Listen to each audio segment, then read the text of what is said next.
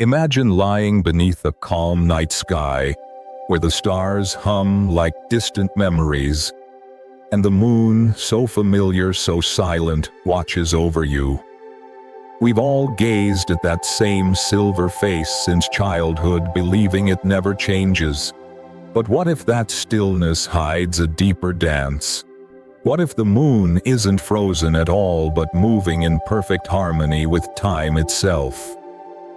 Tonight, let us drift together through science and poetry, across gravity and dreams, to discover how motion can look like peace, and how the quietest companion in our sky has been turning all along. The night had fallen softly like a blanket woven from whispers of time. The stars shimmered faintly above, and the moon floated there, bright, calm, and steady, as if it had been holding its breath for eternity. From the quiet of a porch, someone might look up and feel that same ancient wonder. Why does the moon never seem to change? It always shows us the same half-lit face, the same serene smile carved in gray stone. It never turns away, never reveals its far side, never blinks. To most of us, that seems simple enough. The moon must not spin. But that, dear listener, is the illusion. The stillness is only what we see, not what truly is. Beneath that calm exterior lies one of the most delicate and precise dances in the cosmos, a movement so perfect, it becomes invisible. The moon does spin, just not in the way we expect. It turns at the exact rhythm that matches its orbit around Earth, completing one rotation in the same time it takes to circle us once, about 27 days, 7 hours, and 43 minutes. Because of this, one hemisphere always faces us, one gaze forever shared. Scientists call this state tidal locking, a cosmic balance sculpted by gravity and time. Billions of years ago, the moon spun much faster. Imagine that early world glowing red from within, turning on its axis like a dancer still catching her breath after creation. But Earth's gravity, strong and relentless, tugged at it over and over, pulling slightly more on one side than the other. That pull created friction deep inside the moon's molten body, a slow, grinding resistance that turned energy into heat and motion into balance. Over eons, the spinning slowed. The dancer's wild turns softened into a waltz. If you could have watched it happen, it wouldn't look like motion at all. It would look like a sigh. Every year a fraction slower, every century a little quieter, until finally the rhythm matched the moon turning once each time it circled its companion. And in that alignment something extraordinary occurred. Harmony. The moon lost energy, yes, but gained peace. From that moment onward, one face, its near side, would always look upon us, and the other would slip into eternal privacy. There's poetry in that science, don't you think? A story of surrender, of finding stillness through loss. Dr. James Williams of NASA once said, "Tidal locking is nature's way of achieving stability through giving away energy." In other words, to become calm, the moon had to let go of its spin. Just as we do when we stop rushing and let life catch up to us. Stand outside for a moment in your imagination. Above you hangs that same face humanity has loved and feared and prayed beneath for thousands of years. Every crater, every ridge, every subtle shadow is always turned toward us unblinking. If you stood on that very surface on the near side, Earth would never rise or set. It would hang motionless in the sky, glowing blue and white against the eternal dark, while the stars drift around it like ancient fireflies. That is the meaning of tidal lock, an eternal view of home. Meanwhile, on the far side, the side no one on Earth can ever see, there is only emptiness. No blue planet to fill the sky. No reminder of where it came from. Just blackness and stars, a quiet world that orbits unseen. There's a strange loneliness in that, a symmetry both haunting and beautiful. One side forever watching, the other forever unseen. Yet this delicate arrangement has shaped far more than our view of the night. The moon's stillness has held the earth steady too. Its gravity pulls at our oceans, sculpting the tides.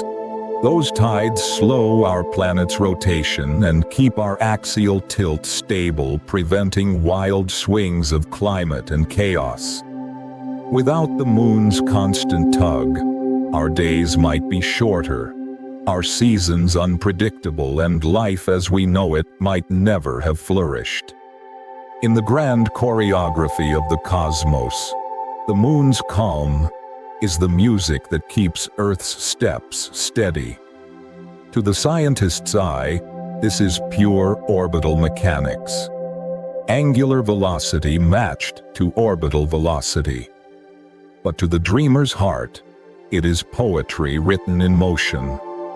The moon spins, yes, but so slowly and so perfectly that its turn looks like rest. The quiet face we see each night is not frozen. It is simply at peace. Every crater and basin, every whisper of dust is moving in rhythm with the invisible pull of Earth's gravity. The stillness we admire is the product of perfect motion, and perhaps that's why the moon feels so comforting to us. It's a symbol of balance, of quiet endurance. We live in a world that rushes, but the moon teaches another way to turn so gently that no one even notices, to stay in harmony without fighting the pull of life itself.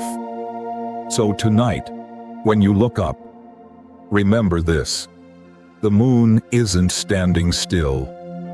It's dancing so slowly that the dance becomes invisible. And in that invisible movement lies a secret one that has kept our world calm, our tides breathing, and our nights full of gentle light. Let your thoughts drift there for a while. Let the idea of perfect balance settle softly in your mind. The universe is never truly still. It only moves in rhythms too graceful for our eyes to see. If this quiet journey through the moon's secret motion has eased your thoughts or filled you with wonder, I'd love for you to stay close. A gentle like or a soft tap on subscribe to Gentle Sleep Stories helps this calm voyage continue, bringing you more nights of quiet discovery beneath the same eternal sky.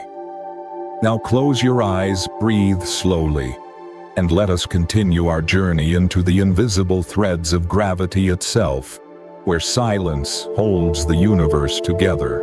And so the moon, in its slow and silent motion, found balance, a dance so precise, it became invisible. It no longer spun wildly as it once had, but turned with perfect grace, always facing its partner. Yet how did such harmony come to be? What invisible hand held it in place? What whisper of force shaped this stillness from chaos?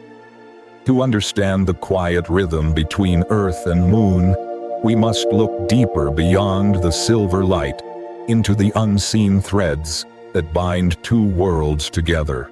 If you could strip away the night and all its stars, you would see them faint, invisible cords stretching through the darkness, weaving Earth and Moon into a single motion.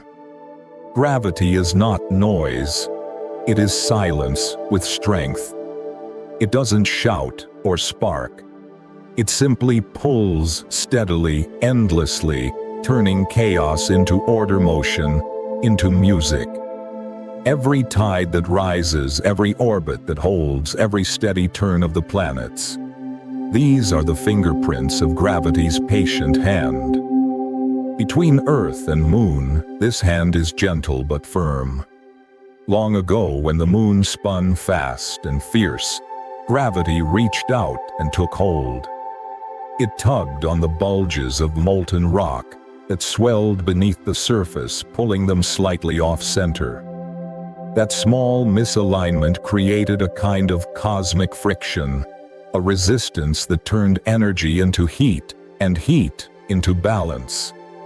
The Moon was being taught to slow down, to breathe. The faster it had turned, the more it resisted, until finally the struggle faded into rhythm. To the mind of science, this is pure mechanics, a system seeking equilibrium through loss. To the heart, it feels almost like compassion. Gravity refusing to let its partner spin itself apart. Over billions of years, the Moon's wild youth gave way to quiet maturity. Its energy surrendered to the pull of something larger. What emerged was not stillness, but harmony. The Moon and Earth began to move together, each adjusting to the other's weight. Their forces entwined in a slow, eternal conversation. Imagine them now, two companions circling through the void, locked by nothing visible yet unable to part. The Moon pulls the oceans of Earth, and the Earth tugs back, creating tides that breathe like a planet's pulse. Every wave that crashes on a shore is part of this ancient dialogue, a soft reminder that motion and connection are the same thing. Without that pull, there would be no tides, no rhythmic rise and fall, no gentle music of water shaping the world's edges. The Moon's gravity not only sculpts the sea, it also steadies the Earth's tilt, keeping our seasons measured, our climate kind. And what of Earth's return gift? Its own gravity shapes the Moon's fate, stretching it just enough to hold its rotation in sync. Like two dancers who have learned each other's steps, neither leads nor follows entirely. They move as one. When you gaze at the Moon's serene face, you're watching an ongoing conversation between motion and stillness, one that has lasted longer than life itself. Physicists describe this with numbers: Newton's law of gravitation, F equals gm1 m2 r2. Yet hidden within that simple equation is a story as old as time, two bodies drawn together by invisible affection. It's a relationship not of choice but of nature, yet it feels deeply human. Every force that binds, every balance achieved through loss, mirrors the same truth: harmony requires surrender. Over eons, this invisible thread has shaped both worlds. As the Moon gave up its spin, Earth gave up a little of its speed. Days lengthened. The oceans slowed the planet's rotation by milliseconds each century. Energy moved from one to the other like breath shared in sleep.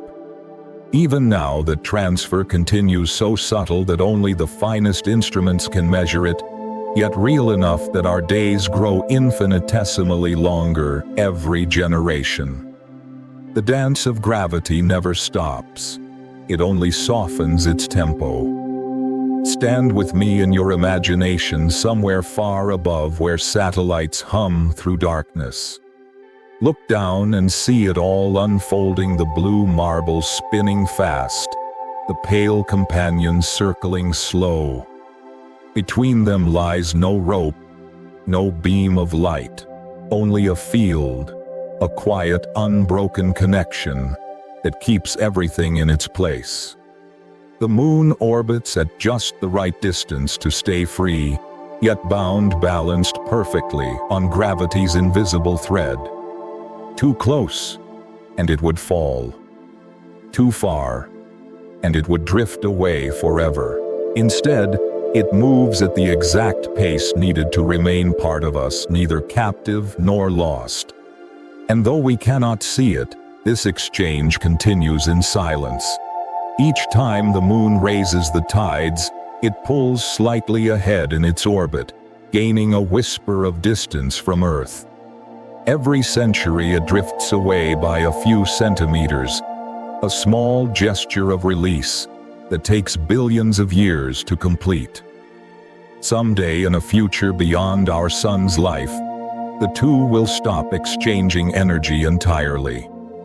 They will rest at last in mutual stillness, each facing the other forever. Until then, they remain in motion, partners in an endless waltz that no eye can see, but every tide can feel. When we talk about gravity, we often speak of weight, of falling, of pull. But here it feels more like trust. The moon trusts the Earth to hold it. The Earth trusts the moon to guide its tides, to steady its seasons, to remind it to breathe. What we call physics is also a form of devotion, the universe's quiet way of staying connected. The space between them is vast, nearly 240,000 miles.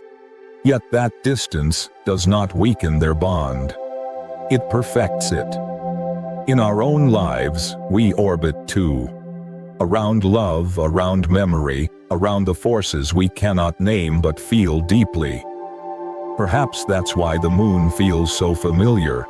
We see ourselves in its rhythm, how we resist, how we surrender, how we find balance through small, quiet losses. It teaches us that peace isn't born from stillness alone, but from the graceful acceptance of pull and release. Tonight, as you lie beneath the same silver light, let this truth settle over you. Nothing in the universe moves alone. Every step, every turn, every unseen motion is part of something larger, a gravity of being that binds all things together. The moon doesn't just orbit us, it holds us in its slow embrace. And through that embrace, both worlds endure. If this quiet journey through the dance of gravity has calmed your mind or kindled a spark of wonder, I'd be grateful if you'd stay with us. A gentle like or a soft tap on subscribe to Gentle Sleep Stories helps keep this calm voyage alive, so that together we may drift through more nights of quiet discovery under the same peaceful sky. Now let your breath slow, and we'll drift further still back in time to when the moon was young and restless, and the universe itself was learning how to move. And so, as gravity wrapped both worlds in its invisible embrace, a delicate peace was born. The moon learned to move in harmony, its wild heart quieted by the patient pull of time. But peace, as all peace does, came from struggle. Before the dance slowed, before the tides found rhythm, there was fire and age when the moon spun fast, glowing like a newborn star torn from Earth itself. To understand the stillness we see tonight, we must return to that first moment, when the sky burned and the moon was young. There was once a time long before oceans formed or continents had names, when the Earth itself was wounded. The young planet had not yet found its balance. Around it, the solar system was still raw, a vast sea of dust, molten rock, and endless collisions. And then, something immense happened. A world the size of Mars, which scientists now call Theia, crossed Earth's path. Their meeting was not gentle.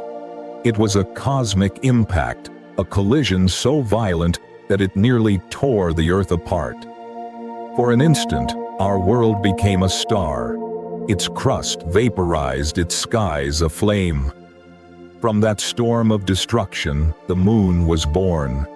Fragments of Earth and Theia fused together in a ring of molten light that circled our planet. That ring, glowing brighter than any dawn, began to gather itself. Particles pulling toward particles, fragments clinging together through the quiet command of gravity. Within a few thousand years, the chaos gave way to shape. Out of the swirling dust rose a sphere, red radiant and restless. That was the moon's beginning, a child of fire and collision, spinning fast, drunk on its own creation. In those first ages, a lunar day lasted only a few hours. The surface boiled with heat, rivers of lava flowed endlessly, and the young moon turned with reckless speed. Its motion was wild and uneven, a memory of the explosion that had birthed it. Earth, too, was still glowing then, a massive ocean of magma beneath a haze of rock vapor.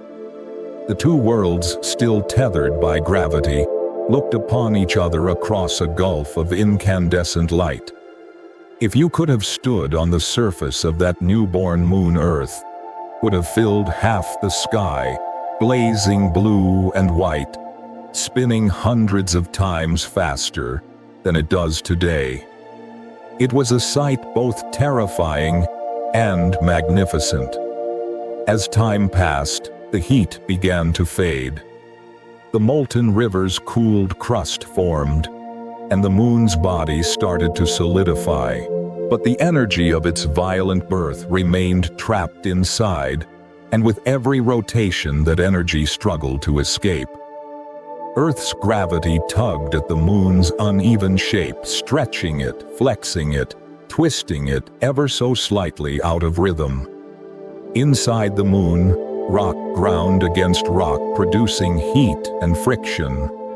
Slowly, imperceptibly, the moon began to slow its spin. It's hard for us to imagine such patience.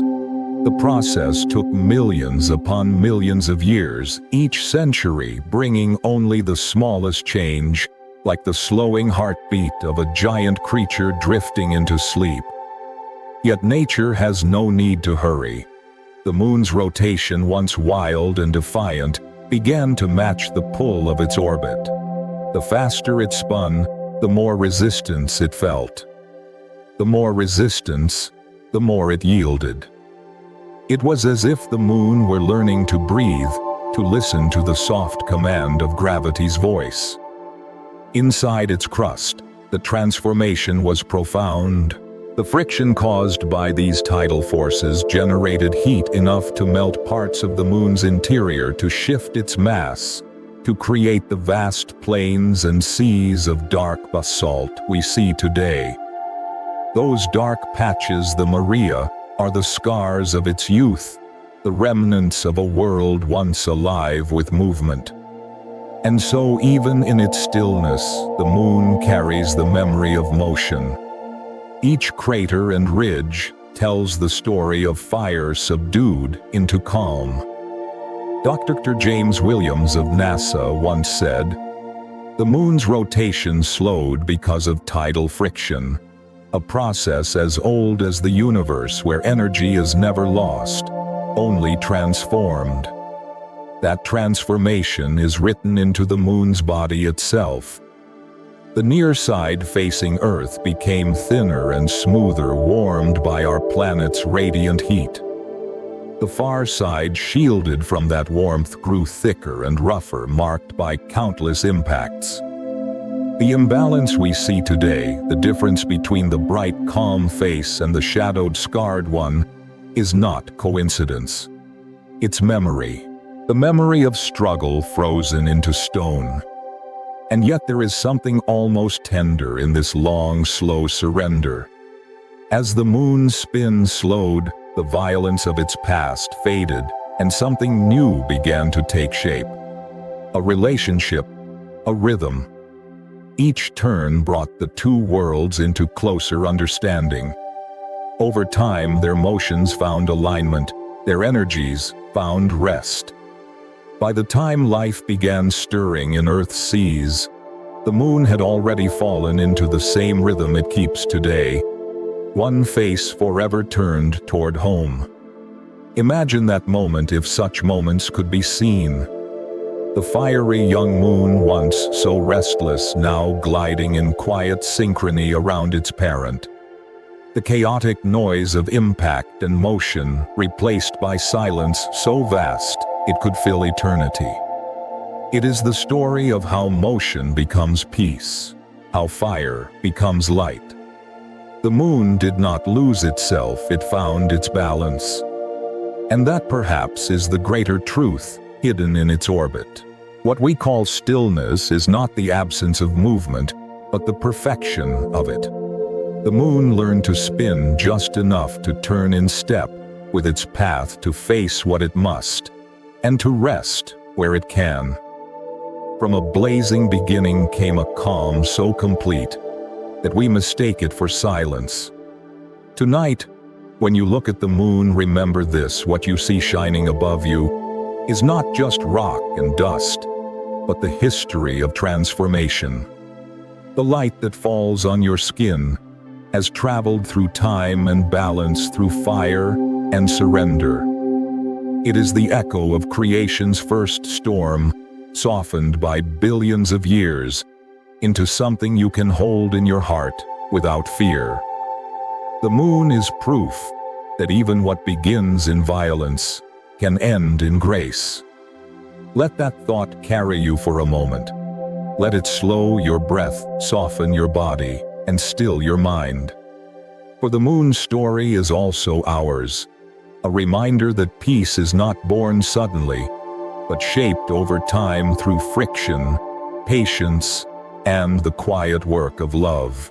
Now, as the night deepens and the tides continue their eternal rhythm, let us drift closer to the next chapter of this gentle journey, where we'll listen to how that same invisible friction, the pulse of gravity itself, transformed chaos into harmony and taught the universe to rest.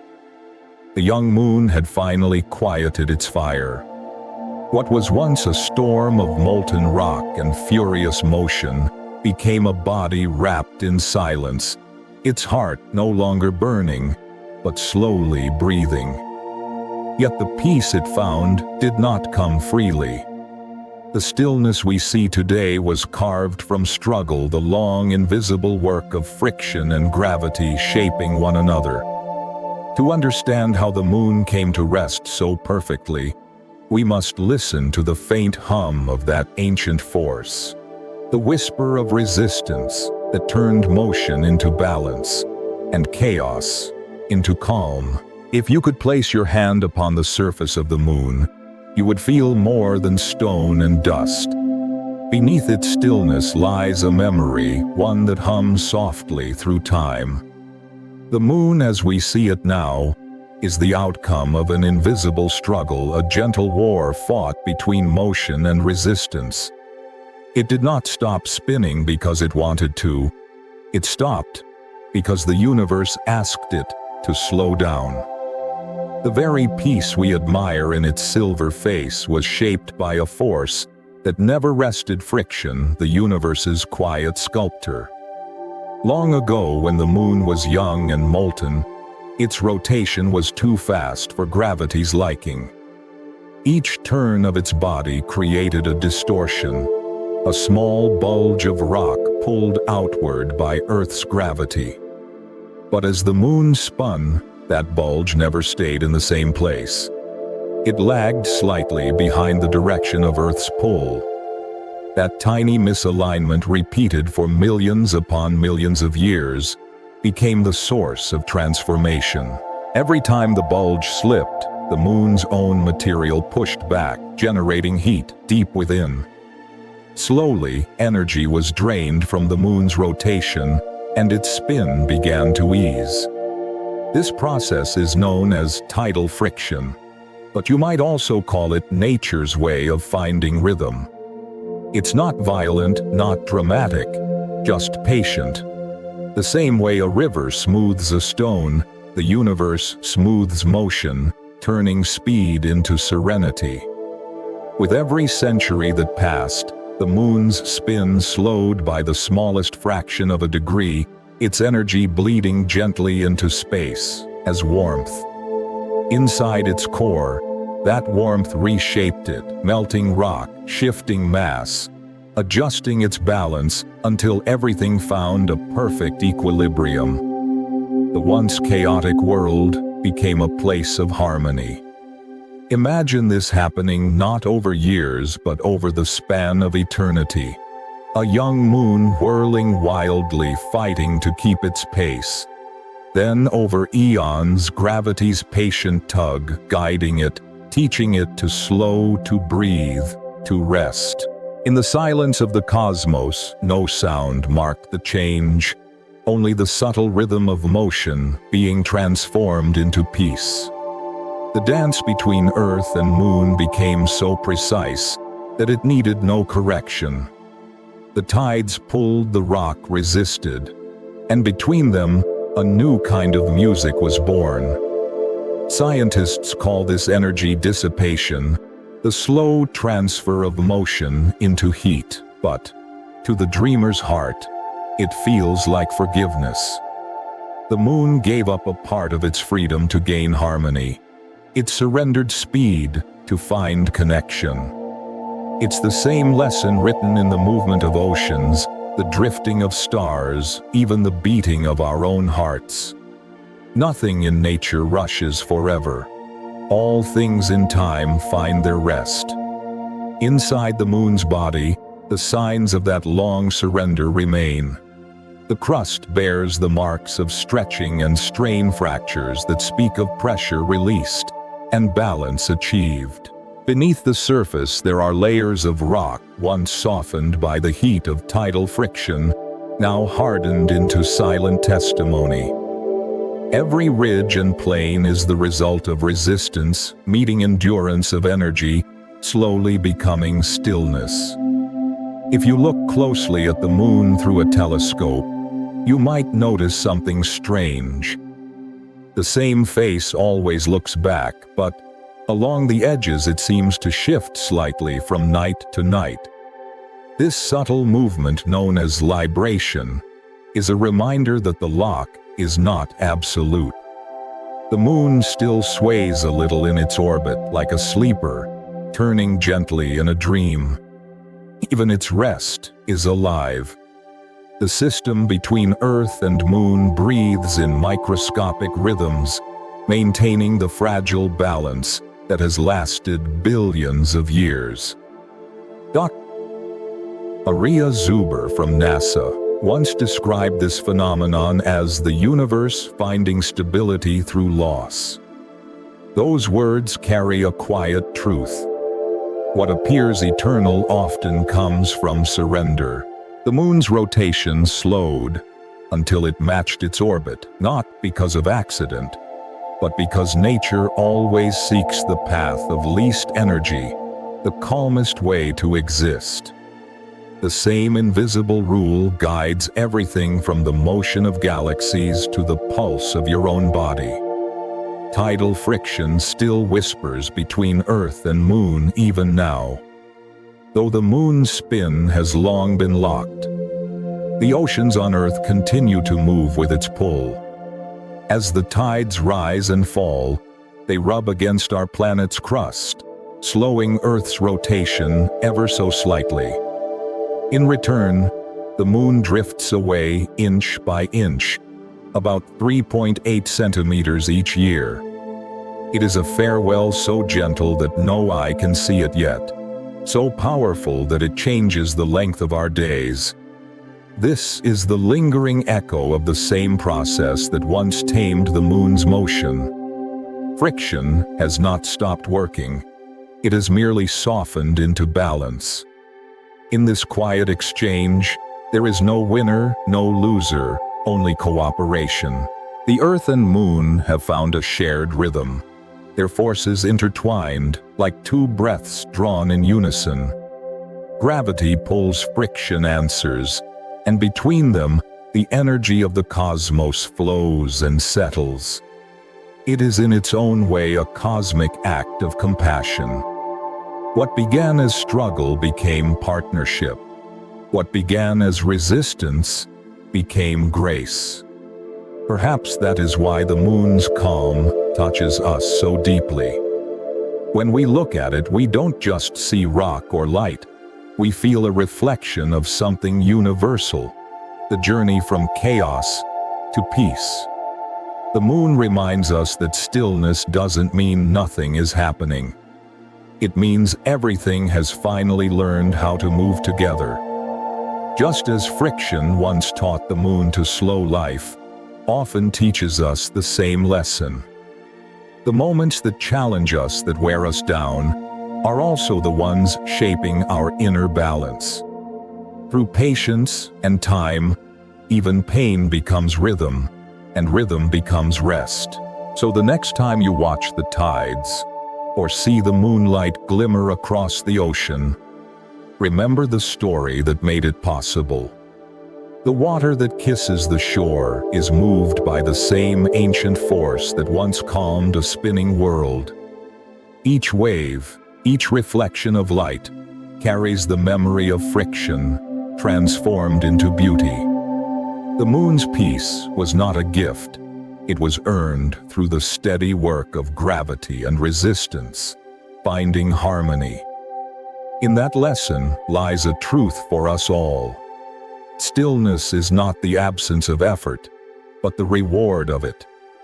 As the night deepens and the earth turns beneath your feet, imagine that quiet conversation continuing above you. The moon, serene and silver, hums with the music of old motion turned to grace. Its calm gaze reminds you that even the most restless hearts can find rest given time and tenderness. And now let us drift onward toward the shadows on the moon's hidden face, where darkness has preserved the oldest memories of creation. There, in the silence beyond our sight, the next part of the story waits to be told. The moon had learned to rest. Through the slow, patient work of friction and time, its spinning heart quieted its motion, softened into grace. Yet even in its stillness, something remained unseen, a hidden world, a face turned forever away from us. For thousands of years, humanity believed the moon was whole in its familiarity, that we knew all of its light. But half of it has always lived in silence. To understand the full story of our celestial companion, we must journey beyond the light to the far side, where the shadows remember what the centuries forgot. For most of human history, the moon seemed like an open book. Every poet, sailor, and dreamer who looked up into the night believed they knew its every curve and crater, the same luminous face that had gazed upon ancient oceans, pyramids, and quiet villages for generations. Yet that face, so constant and familiar, is only half the story. The other half, the far side, remained a mystery older than language itself. No human eye had ever seen it. It wasn't until 1959, when a small Soviet spacecraft named Luna 3 circled behind the moon, that the veil was finally lifted. For the first time in all of history, photographs were sent back from the unseen hemisphere, and what they revealed stunned the world. The far side looked nothing like the face we knew. Gone were the vast, dark seas, the Maria that shaped the patterns we recognize from Earth. In their place were endless mountains, craters upon craters, and a landscape so scarred it seemed ancient beyond imagining. The familiar side of the moon is gentle, smoothed by the flows of long-ago lava, its plains shining softly under sunlight. The hidden side, however, is jagged, rough, and silent, a frozen storm of rock and shadow. Scientists would later learn that the crust there is thicker, colder, and older. But to those who first saw the photographs, it was like glimpsing the other half of a soul. The moon, it turned out, had a history it never showed us. Why are the two sides so different? The answer, like everything in the moon story, lies in time and gravity. When the moon was still young, molten and alive inside Earth's gravity, pulled slightly harder on the side facing us. That pull kept the near side warmer for longer, allowing ancient volcanic activity to smooth its surface and fill its basins with dark basalt. The far side, shielded from that warmth, cooled faster. Its crust thickened, its surface hardened, and it became a museum of cosmic impacts, a geological archive of the early solar system. Every crater there tells a story of something that once struck, shattered, and left a mark that time itself could not erase. The far side has barely changed for billions of years. No wind blows there, no water flows. Nothing erodes the memory of what once happened. It is pure preservation, a perfect mirror of what space was like when planets were young. When the Lunar Reconnaissance Orbiter began mapping the Moon in 2009, its high-resolution cameras revealed those details in breathtaking clarity. The far side's surface is riddled with overlapping craters, ridges stretching for hundreds of miles, and impact scars so vast they defy imagination. The largest of them all, the South Pole Aitken Basin, spans nearly 1,600 miles, so huge that if you stood within it, the horizon itself would curve up and vanish. It is one of the oldest impact structures in the solar system. A wound so deep it may expose rocks from the Moon's mantle. And yet there is beauty in that scarred silence. Because the far side faces permanently away from Earth, it exists in a kind of cosmic solitude. No human radio signals reach it. No city lights touch its surface. It is one of the quietest places in the solar system. A cathedral of silence under eternal starlight. Astronomers dream of building radio telescopes there, shielded from Earth's interference, to listen to whispers from the beginning of time, the faint radio echoes of the universe's birth. Standing there, if such a thing were possible, would be like standing outside of history. The stars would blaze, unfiltered, brilliant, and cold. Earth would never rise or set. It would simply not exist in that sky. There would be no familiar glow of blue and white, no reminder of home.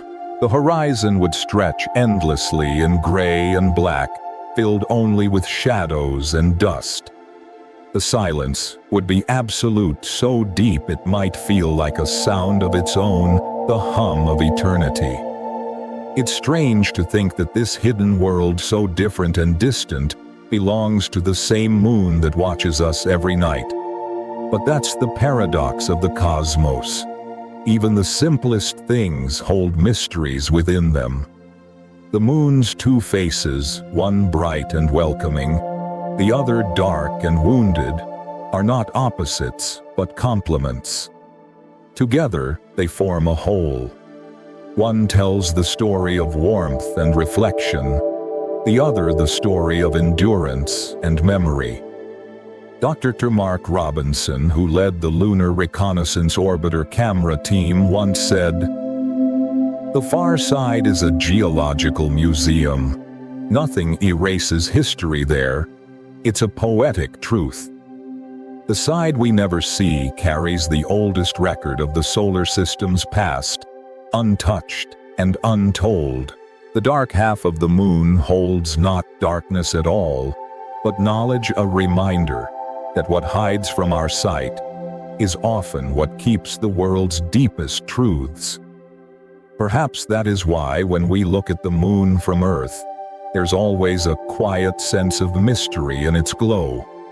Some part of it remains unknowable, unreachable, and yet profoundly connected to us. Its hidden face is not gone. It's simply waiting, turning in silence, guarding the memories of creation. In that way, the moon is like the human heart, half of it open to the world, the other half known only to time and silence. And just as the far side is shaped by what it cannot see, the constant pull of Earth's gravity, so are we shaped by what lies beyond our own light. So tonight, when you look up at the moon, remember what you see is only the gentle side of a much larger truth. Behind that glow lies a world untouched by our gaze, a reminder that even in stillness, there are depths unseen. And perhaps as you drift into sleep, you'll carry this thought with you, the idea that every light has a shadow, and every silence keeps a story. The far side of the moon may be hidden from our eyes, but it is never lost. It turns with us, always keeping its quiet vigil across the gulf of time. Now, let's follow the story deeper still, to the scars that mark this silent guardian, the wounds of its creation, and the way each crater became a whisper of memory carved into stone. The far side of the moon lingered in our imagination like a secret kept by the cosmos, a half of a world that had watched creation unfold in silence. Its craters and ridges untouched by wind or rain, whispered of things older than Earth's oceans, older than memory itself. Yet those scars were not just relics of violence. They were stories etched in stone by time, gravity, and fire. To listen to the moon's history, we must let those scars speak, to hear how even wounds can become wisdom, how even destruction can leave behind beauty that never fades. If the moon could talk, its voice would not be loud.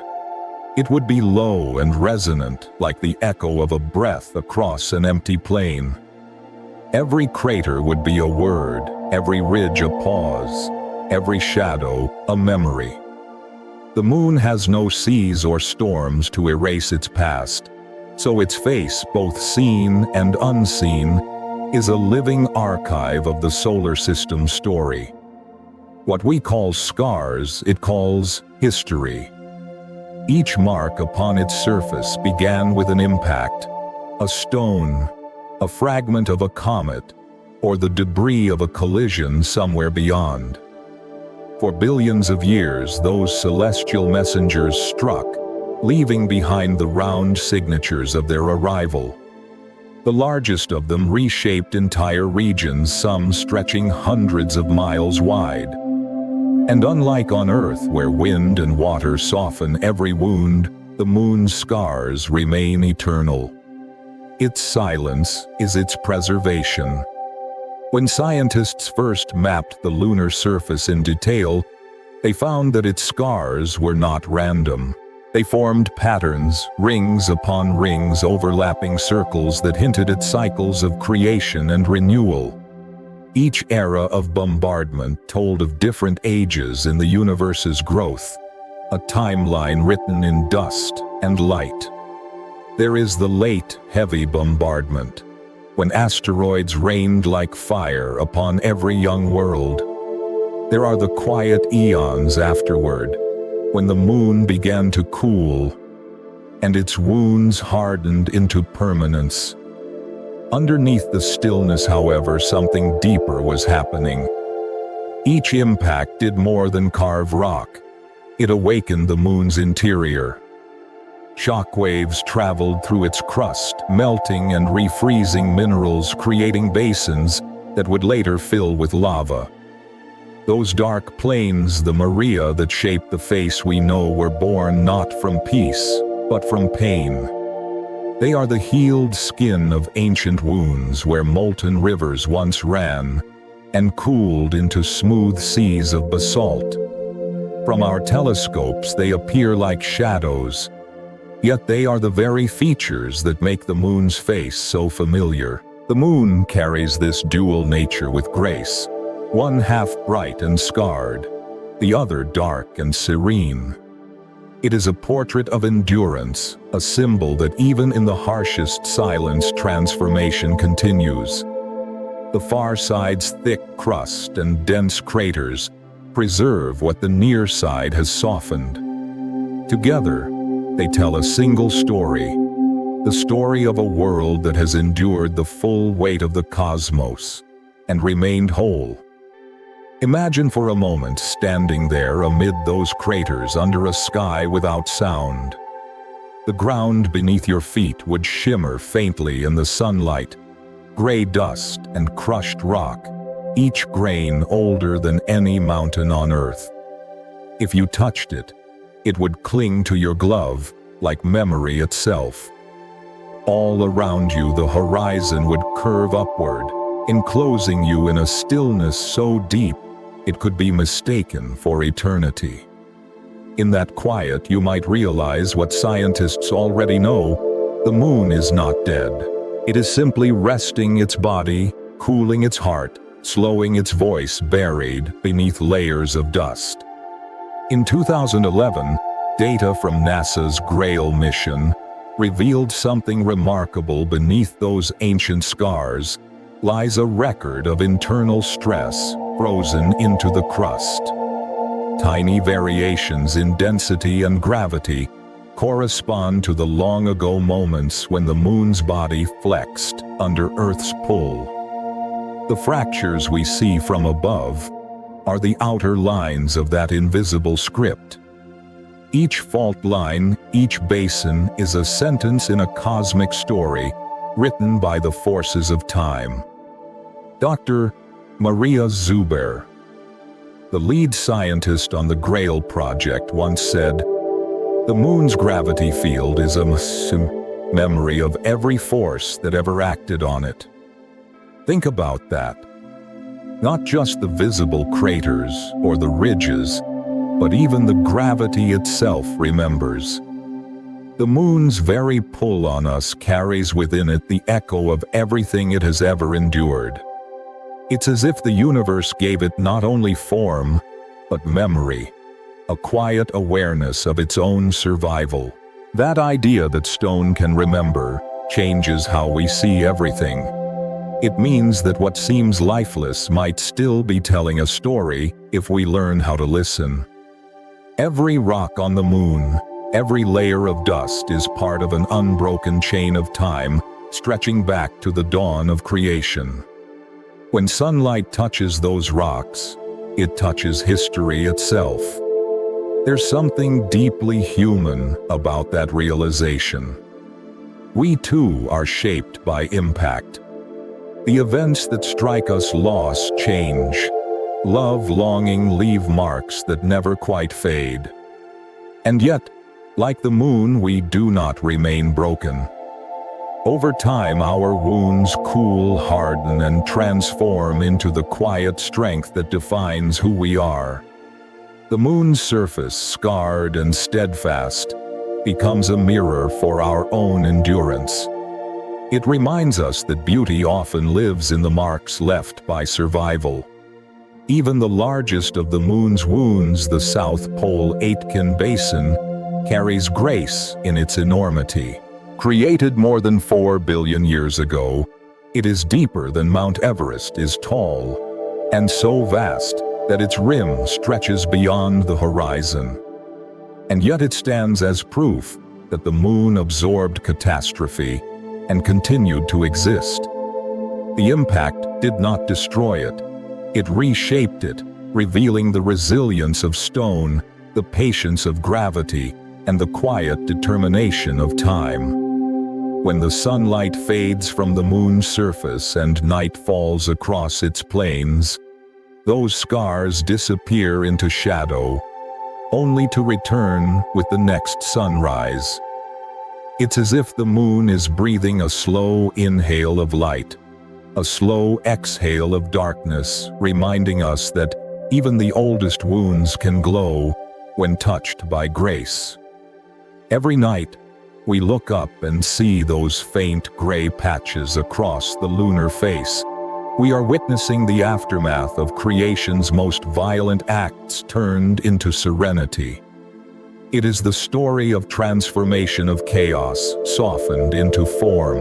The moon, with its scarred beauty, teaches that stillness is not born from perfection, but from acceptance.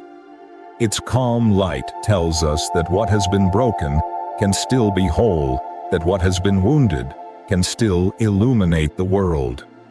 So the next time you gaze at the moon, remember its light is not smooth. It shines through imperfections, through valleys and craters and scars that have endured for billions of years. It glows because it has been struck, and yet it still reflects. That is the secret it holds, the reason we find peace in its light. The moon does not hide its history.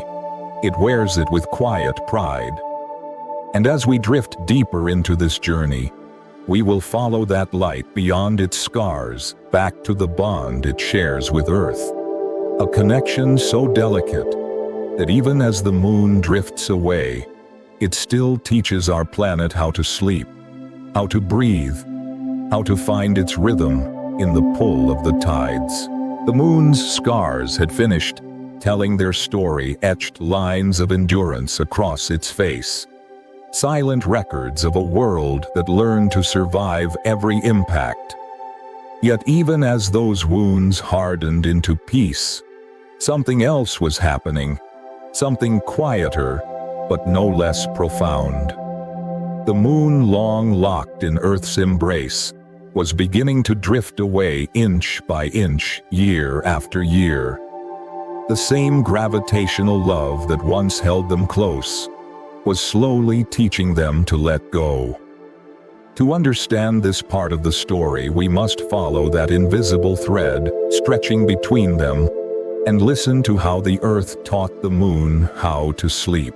If you could stand on the moon tonight and look toward Earth, you would see it hanging perfectly still in the sky, half in sunlight, half in shadow, a shimmering marble suspended in silence.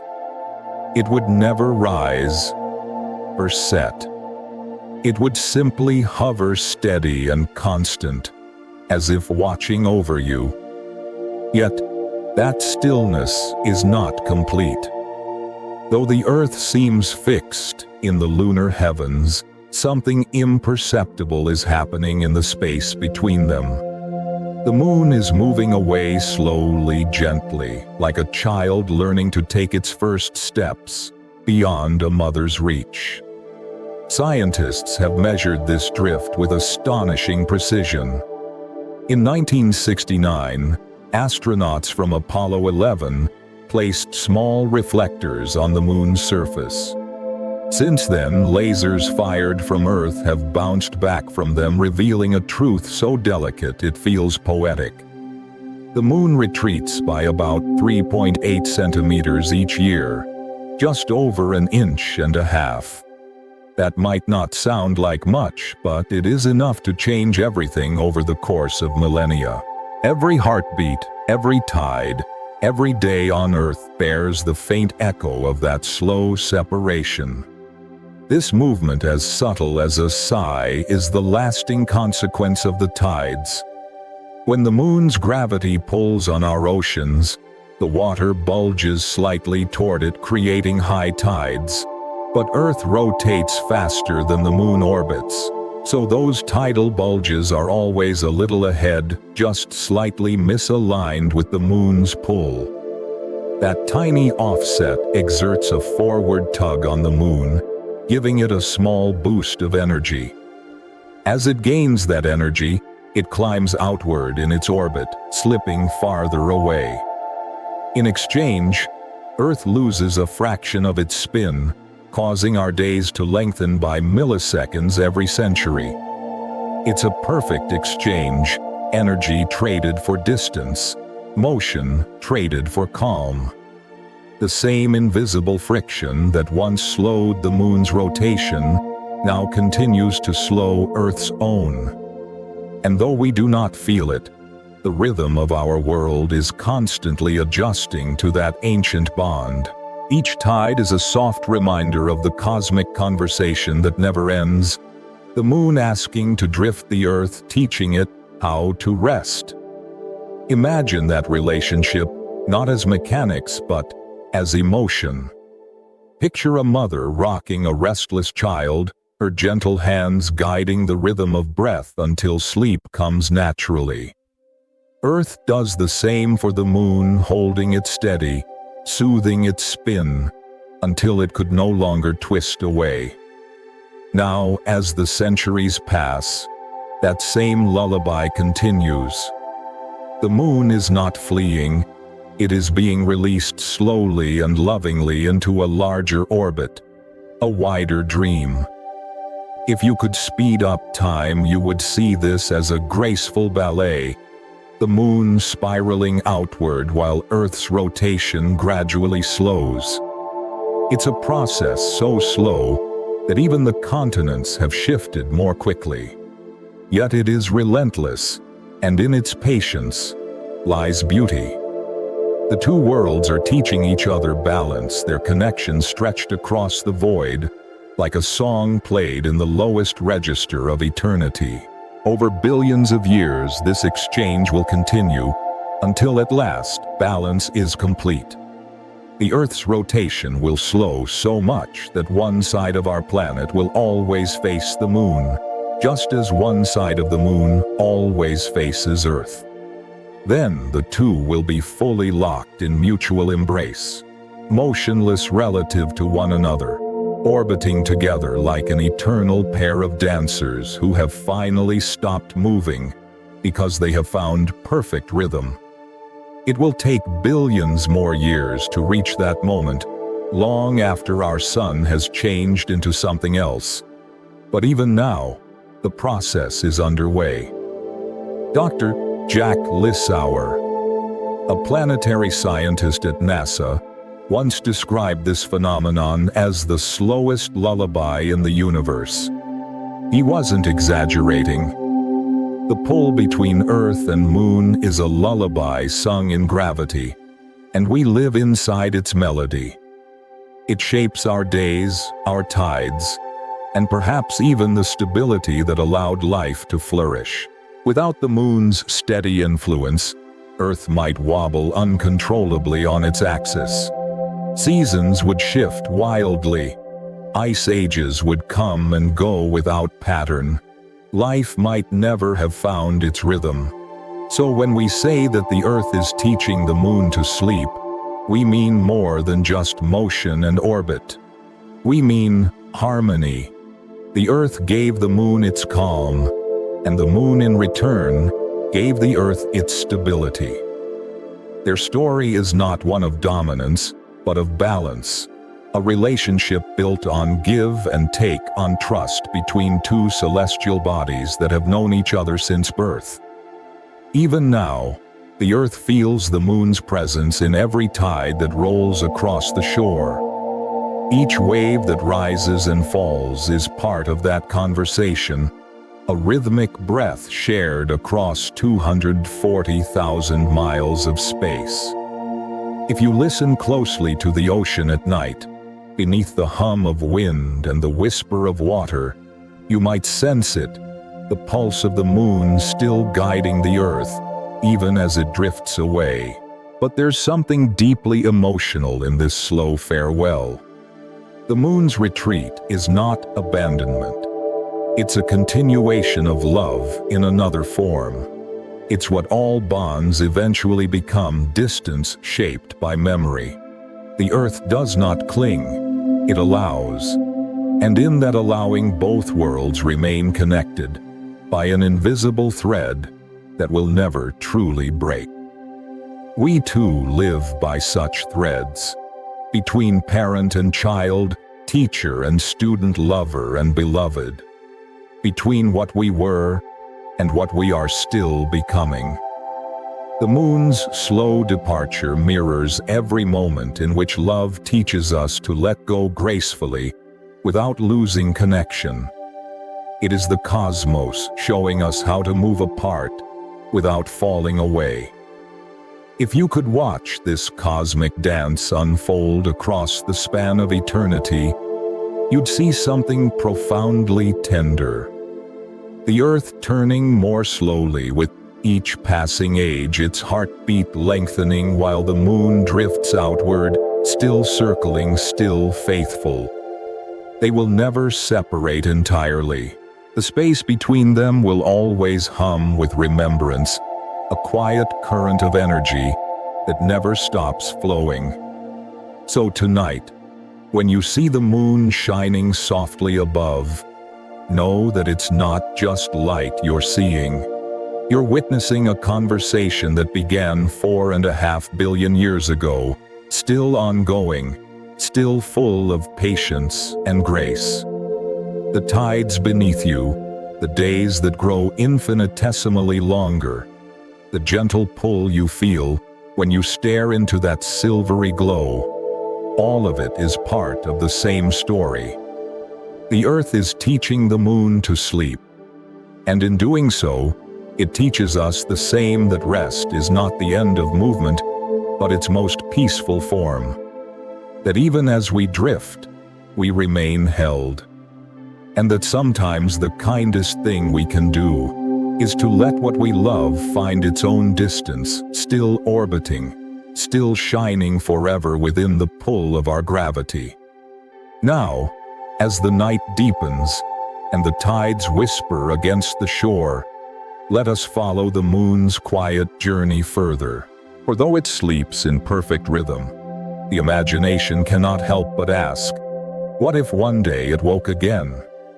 The earth continues to cradle the moon in that soft rhythm of gravity, teaching it how to rest, while slowly letting it drift away. The tides breathe in harmony, the rotation of our planet slows, and all seems perfectly balanced motion woven into calm. Yet balance, no matter how enduring, carries with it a fragile beauty. And so the mind wonders, what if one night that delicate harmony was broken? What if the moon, lulled to sleep for billions of years, suddenly stirred again, woke, turned, and began to spin once more? Picture the moon as you have always known it, its face, calm silver light spilling softly across oceans and fields. For as long as humankind has looked up, it has been a symbol of constancy, a faithful mirror of the night. But imagine for just a moment that something changed. Perhaps an unseen force rippled through space, or a massive asteroid struck its surface with unexpected precision. Suddenly, the moon shuddered. Its perfect rhythm faltered, and slowly it began to turn again. At first, the change would seem gentle, a subtle shifting of light, a new pattern in the familiar shadows. But within weeks, perhaps days, the difference would become undeniable. The moon that once showed only one face would begin to reveal new landscapes, craters and mountains that no living creature had ever seen from Earth. Its light would grow unsteady, its reflection flickering like a candle's flame. The man in the moon, that timeless face of myth and memory, would vanish. Yet the consequences of such an awakening would be far more than poetic. The moon's steady orientation is what keeps our planet's tides in rhythm, our seasons predictable, and even our climate stable. If it were to spin freely again, the balance that has shaped life for billions of years would fracture. The tides would shift unpredictably, rising higher in some places, vanishing in others. Coastal regions might face sudden floods, while other shores would fall eerily still. The ocean's pulse, so long steady and sure, would lose its beat. And with that, Earth itself would begin to change. The moon's rotation is tied to the tilt of our planet's axis, the invisible angle that gives us seasons and balance. Without the moon's steadying influence, the tilt might wander, wobbling wildly like a top losing its spin. Winters could turn into infernos, summers into ice. Regions that now bloom could freeze for centuries. Deserts might flood and forests might vanish beneath snow. The stable living world we know could begin to unravel under the pull of an unsettled sky. The scientists would call it chaos dynamics, how small changes in motion create vast transformations over time. But to the human heart, it would feel like loss. We would no longer look up and see familiarity. The light that once soothed our ancestors would become restless, shifting, strange. The moon, once our silent guardian, would become unpredictable, beautiful still, but no longer kind. But let us not imagine destruction alone. Suppose the moon's awakening was not violent but curious, as though after millennia of watching us it wished to stretch, to turn, to remember the freedom it once had. In that motion there would be a kind of wonder too. The far side, the hidden half of the moon, would finally greet our world, its scars glinting under sunlight for the first time in human history. Humanity would gaze upward and see a new horizon every night, a slow unveiling of the unknown. Astronomers would watch in awe, poets would rediscover mystery, and dreamers would whisper that the moon had simply grown tired of standing still. Yet even this gentle turning would not be without cost. The change in gravitational pull would ripple through Earth's oceans, through its crust, even through its air. The tides would drag differently, affecting ocean currents that regulate temperature and weather. Winds would shift. Rain patterns would change. 1,000 subtle balances we never notice would drift out of tune. The Earth's heartbeat, the steady rhythm of water and light, would stutter. For the moon's stillness is not an accident. It is the result of billions of years of refinement, of friction and gravity learning to move together. To spin again would be to undo that long harmony. And though it might eventually find a new balance, the transition would be tumultuous.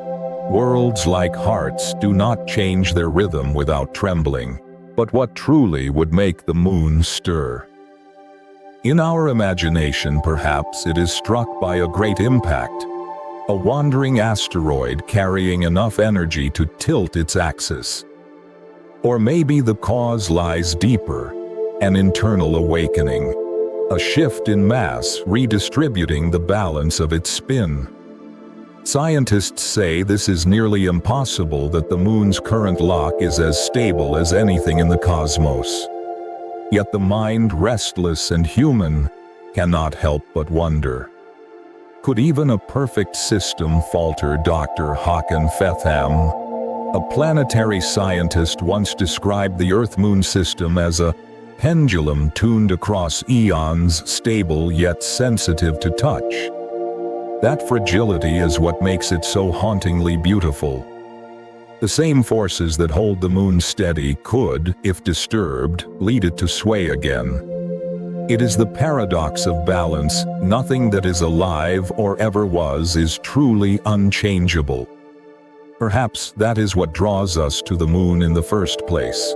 Its peace feels eternal, yet we sense the tension beneath it, the memory of motion, the possibility of change. The moon's stillness is not lifelessness. It is restraint. It is motion, mastered, a lesson in quiet control.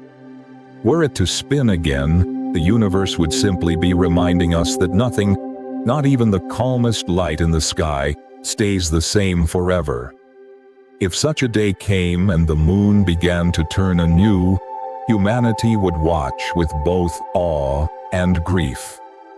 We would see new patterns of light, new shadows painted across the night. We would learn again to read the sky, to find meaning in its new rhythm. The poets would say the moon had awakened. The scientists would say it had lost its lock. Both would be right. It would be in its way a rebirth. And yet, deep within that change, the same law that first bound Earth and Moon would remain at work, gravity patient, and unrelenting. It would pull at the new spin, create friction, and once again begin the long work of slowing the motion, returning it to balance. For in the end, even if the moon stirred, it could never escape the rhythm of the cosmos. Sooner or later it would settle once more, turning back toward stillness, drawn home by the same force that shaped its first rest.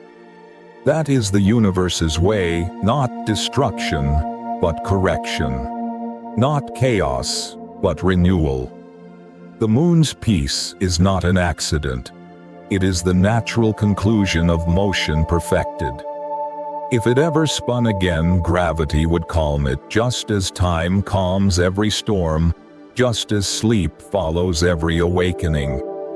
The night would find its rhythm again, and the moon would return to its silence, changed but peaceful. So as you lie beneath the stars tonight, imagine the moon as it is, and as it could be a world that once burned, then learned to rest, and might one day dream again. In that cycle of motion and stillness lies a reflection of ourselves, how we too move through fire, through chaos, until finally, we learn to slow, to breathe, to turn only as much as we must. And in that gentle turning, we find peace. Now, let the mind drift further still, to the subtle movements we can no longer see, to the ways the moon continues to sway and breathe, even in its silence. For the story is not yet over. The moon, though calm, is never truly still. The moon, even in its imagined awakening, would eventually find peace again. Gravity, patient as ever, would slow its restless spin and draw it back toward the rhythm it was born to keep. Yet the thought lingers, the illusion of stillness, the quiet perfection of motion, so gentle we can no longer see it. For even now, while the moon appears frozen in the heavens, it is not entirely still. Beneath its calm face there is a secret movement, small, graceful, and eternal. It is the breath of the moon, the soft rocking that reminds us stillness is never truly still. If you gaze at the moon long enough, it begins to seem utterly motionless. Its face never turns its light, never wavers. Its position in the night sky feels as steady as faith itself.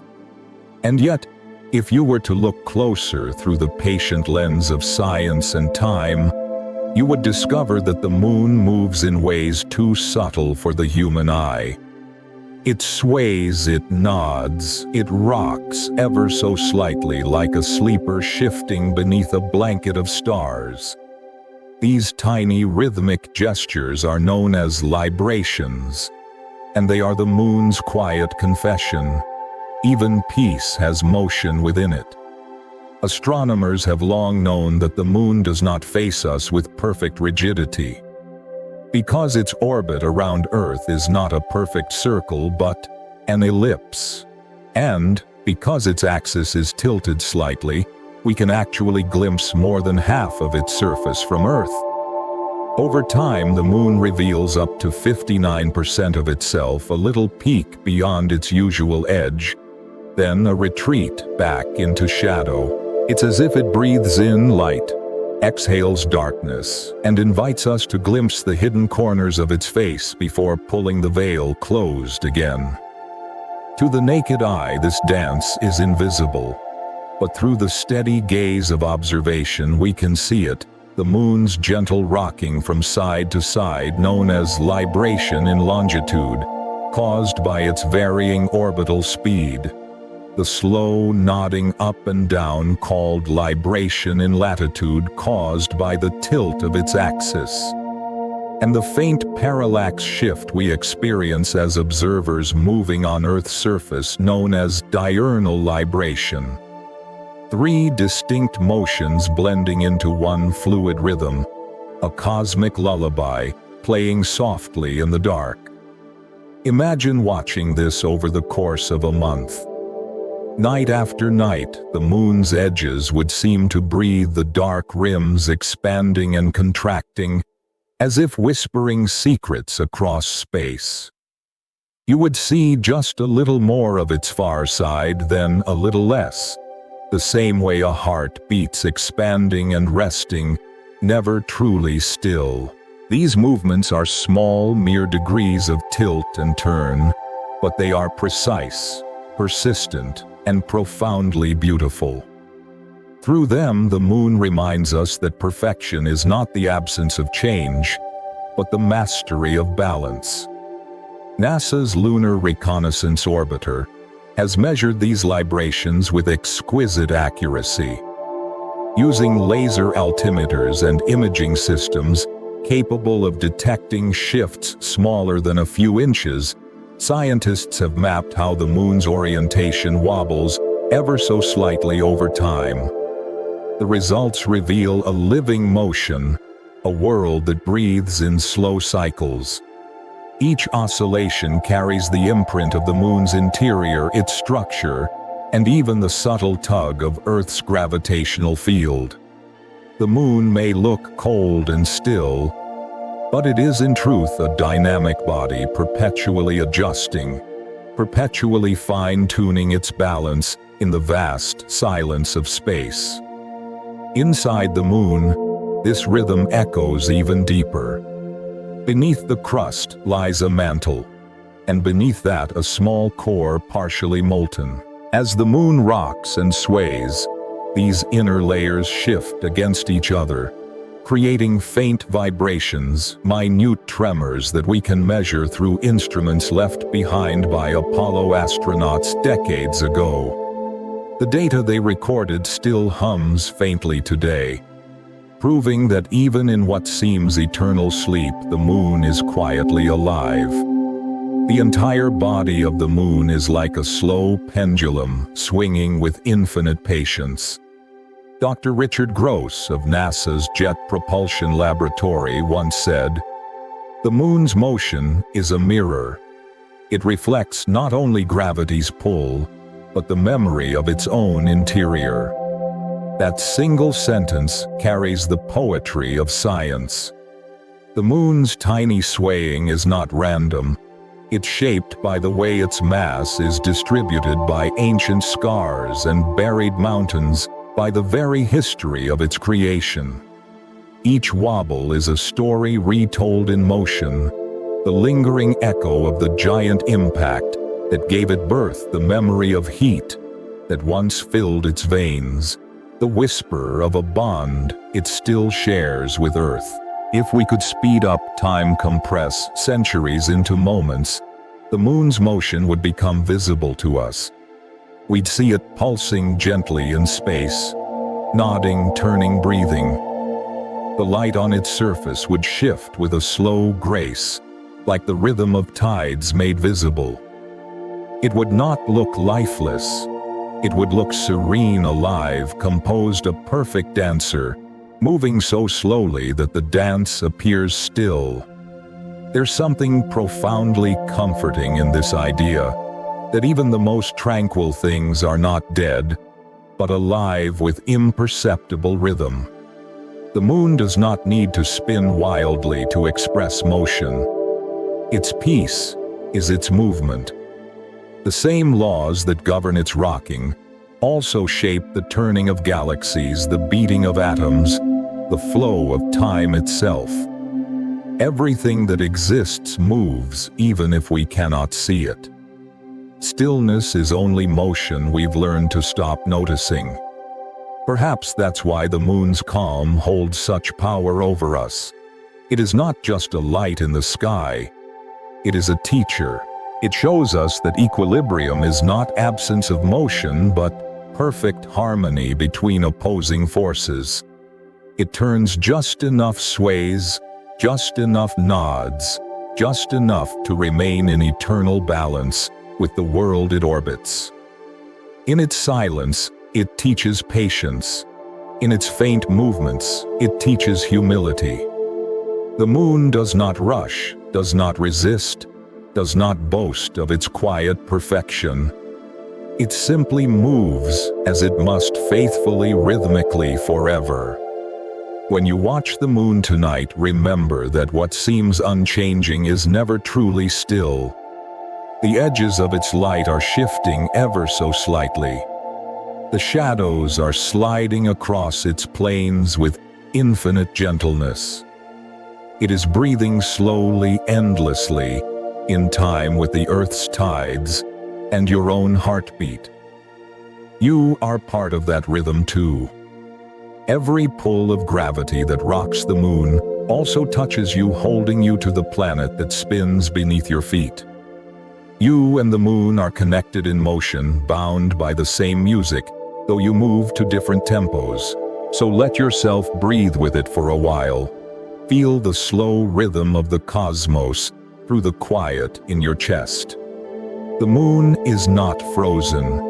It is swaying, nodding, whispering proof that even in the deepest peace, there is life. It is a lesson the universe repeats again and again. Motion becomes stillness, stillness becomes motion, and between them lies harmony. Now, as our gaze lingers on this soft, breathing world, let us wonder what such perfect synchrony means. How did two worlds, Earth and Moon, find a rhythm so exact, so enduring, that it feels almost divine? In the next chapter, we will follow that question to the moment when time, gravity, and chance wove themselves together to create the most perfect partnership in the sky. The moon's subtle swaying, its silent breathing through space, reveals a truth that lies at the heart of all creation. Stillness is not the end of motion, but its most perfect form. Every nod, every slight tilt of that silver face reminds us that harmony is not found in immobility, but in balance. And so, if the moon is still, because it moves just enough, we are left to ask, how did such flawless synchrony ever begin? How did two worlds, Earth and Moon, find a rhythm so exact that it has lasted for billions of years without missing a single beat? To understand the beauty of the moon's stillness, we must first understand that it is not chance, it is choreography. Somewhere in the deep past, when the earth was still wild and molten, and the moon newly born from the wreckage of impact, there began a slow, invisible negotiation between motion and rest. The two bodies did not simply fall into orbit. They learned each other's rhythm. Over time, gravity shaped them into a duet so precise that it appears effortless, even divine. We call it tidal locking, but perhaps it is better described as cosmic trust, the way the Earth and Moon learned to share energy until neither pulled too hard nor spun too fast. At first, the young moon was restless, spinning swiftly on its axis, while the Earth rotated with furious speed. But gravity, the patient sculptor, began its work. The moon's spin slowed, the Earth's tides adjusted, and after billions of years, they reached equilibrium. One turn for one orbit, one rotation for one revolution. The same face, always turned toward home. When scientists study this alignment, they describe it with formulas and forces. Newton's laws of motion, Kepler's orbits, angular momentum. Yet beneath the numbers lies something profoundly poetic: the universe's tendency toward harmony. Every system, from atoms to galaxies, seeks stability, the lowest point of tension, the most efficient exchange of energy. It is not magic. It is mathematics wrapped in beauty. Dr. James Williams of NASA once said, "The Earth-Moon lock is not coincidence. It is inevitability. Given enough time, gravity always finds its balance." His words remind us that this partnership between two worlds was not born from luck, but from law, the law of motion, giving way to peace. Like a dancer who finds the perfect tempo, the earth and moon simply settled into the rhythm that required the least effort, the least strain, the least resistance. It's humbling to think that something so grand could emerge from such a simple rule: every force seeks rest. The moon's synchronous rotation is the physical embodiment of that truth. Its rotation period perfectly matches its orbit, not because it stopped moving, but because it learned to move just enough. Each motion complements the other. The moon turns exactly once as it circles the earth, creating the illusion of stillness from a perfect balance of movement.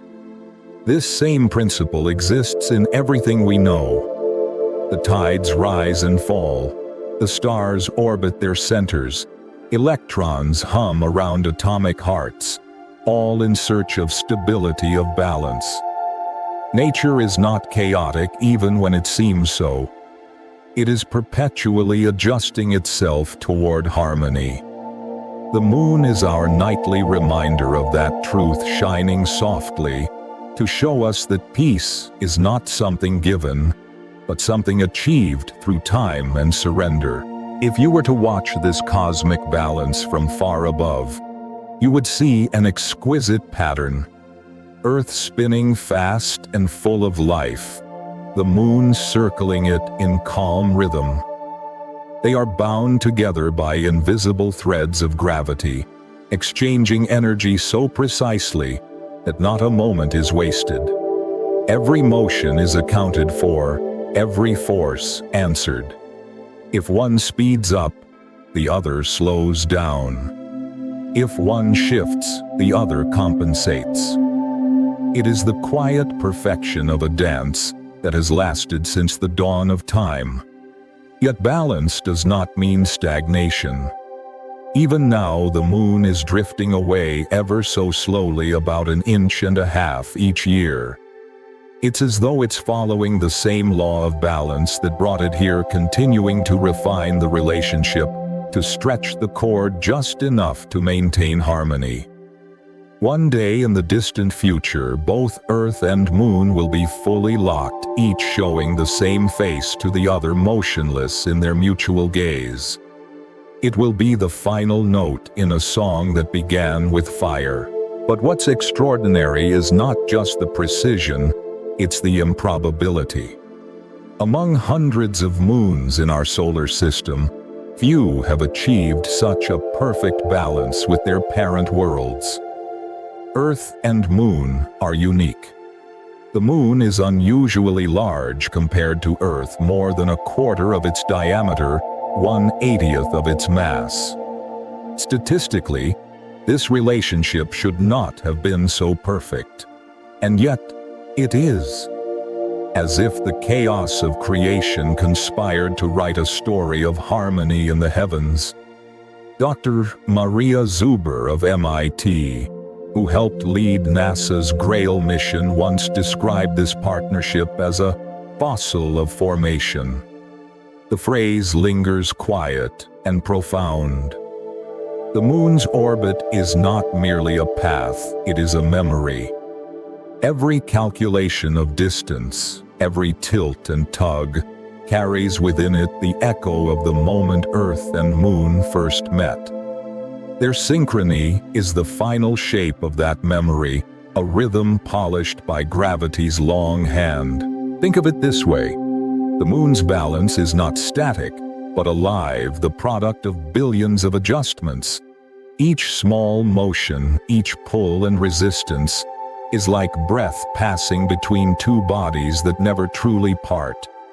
The Earth tugs, the moon yields, the moon pulls back, the Earth responds. Together they keep time like musicians who no longer need to count, each instinctively attuned to the other's rhythm. And so, when we look at the moon, what we see is more than light. We see cooperation written across the cosmos.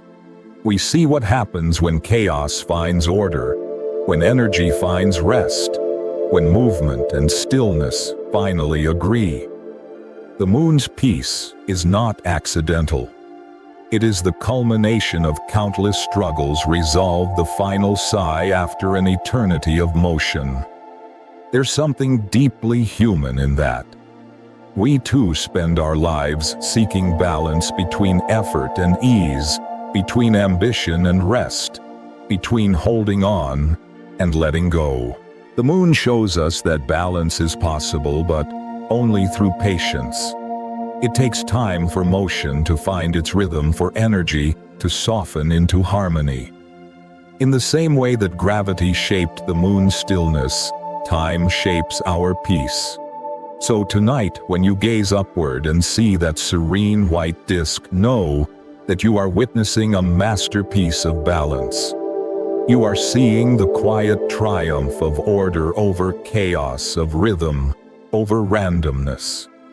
Every ray of moonlight that touches you has traveled across the void, from a world that learned to rest without stopping. In that light lies a message: peace is not stillness without movement, but movement so gentle it becomes peace. The moon is not frozen, it is dancing at the speed of eternity, its motion so perfectly matched that it looks like calm. And now let us follow that thought deeper still, to the two worlds themselves bound in gravity's embrace, circling together like instruments in a celestial symphony. For if the moon's balance is perfection, then what they share, their duet of light and motion, is the quiet music of the universe itself. Balance is never silent. Even when two worlds seem perfectly still, they hum together in a music too deep for our ears to hear. The earth and the moon, forever bound in gravity's embrace, are not two lonely travelers but partners, dancers in a celestial waltz that has been playing since the birth of the sky. Their movements shape our oceans, our tides, and even the rhythm of our own lives. To understand what harmony truly means, we must listen not with our ears, but with our hearts, to the song they have been composing for billions of years. Imagine the universe as a great silent orchestra. There is no sound in space, no air to carry a note, and yet everything moves in rhythm. Every star vibrates with light, every planet hums with motion, and every moon keeps time with gravity's unseen baton. Among all these cosmic duets, none is quite like the one between Earth and the moon. Their bond is both physical and poetic, an invisible thread that turns motion into melody. Together, they play a piece so slow, so vast, that it can only be heard by those who learn to listen beyond time. From the moment the moon was born from Earth's fiery wounds, the two began composing this music of balance. The first notes were wild, a pounding rhythm of impact and heat, a chaotic percussion of matter and force. But as the centuries turned into eons, that energy softened.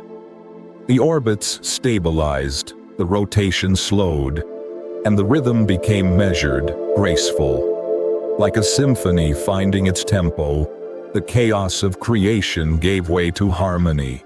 The earth became the drum, deep and resonant. The moon, the violin, delicate and distant, moving in counterpoint to its partner's beat. Though we cannot hear it, the music of gravity is real. It plays in every tide that rises and falls. When the moon pulls at the oceans, the earth answers with motion, a deep, slow pulse that ripples across continents. Those tides are the percussion of their duet, a heartbeat echoing through water and rock. Every wave that brushes the shore is a note struck by the moon's hand, every retreating tide an answering sigh from earth. Over time, this endless rhythm has shaped our coasts, carved our cliffs, and written the poetry of our oceans. But there is more to their song than tides. The earth and the moon exchange not only motion but energy, a transfer so gentle it is like breath shared between two beings who know each other's rhythm by heart. When the moon tugs on the earth, it slows our planet's spin ever so slightly. In return, the earth's pull lifts the moon, nudging it a little farther away. This exchange is perfect, precise. It's a duet of giving and receiving of motion, balanced by stillness of gravity, turned into grace. If you could watch their dance from above, you would see something breathtaking. The moon does not orbit the center of the earth. It circles a shared point, a common center of gravity called the barycenter. This point lies deep within the earth, but not exactly at its heart. Both bodies move around it, each responding to the other's pull. It is a dance of equality, not dominance. A balance of partners who move together because neither can exist in stillness without the other. The beauty of the barycenter lies in its humility. It is unseen, unfelt, but it holds the power to choreograph worlds. Scientists have even measured how the earth itself trembles slightly to the moon's tune. When tides shift, when the oceans rise and fall, the entire planet flexes, bending just enough for satellites to detect. These subtle motions are not chaos. They are part of the music. They show that harmony, even on a planetary scale, requires constant adjustment. Nothing in nature stays in perfect tune forever. It is always being refined, corrected, retuned. The earth and moon teach us that balance is not the absence of movement, but the presence of constant care. Dr. Brian Cox once described the earth-moon relationship as a love song in slow motion, written in the language of gravity. And indeed, it is love in its most universal form, not emotion, but connection. The same gravitational bond that keeps the moon from drifting away is the same that allows our oceans to breathe, our nights to glow, and our seasons to stay gentle. It is love expressed through physics, an unending act of holding and being held. Even sunlight plays a part in their symphony. As the earth turns and the moon orbits, light changes key, waxing, waning, brightening, dimming. The lunar phases are the visual notes of this celestial song, marking time for poets, farmers, and dreamers alike.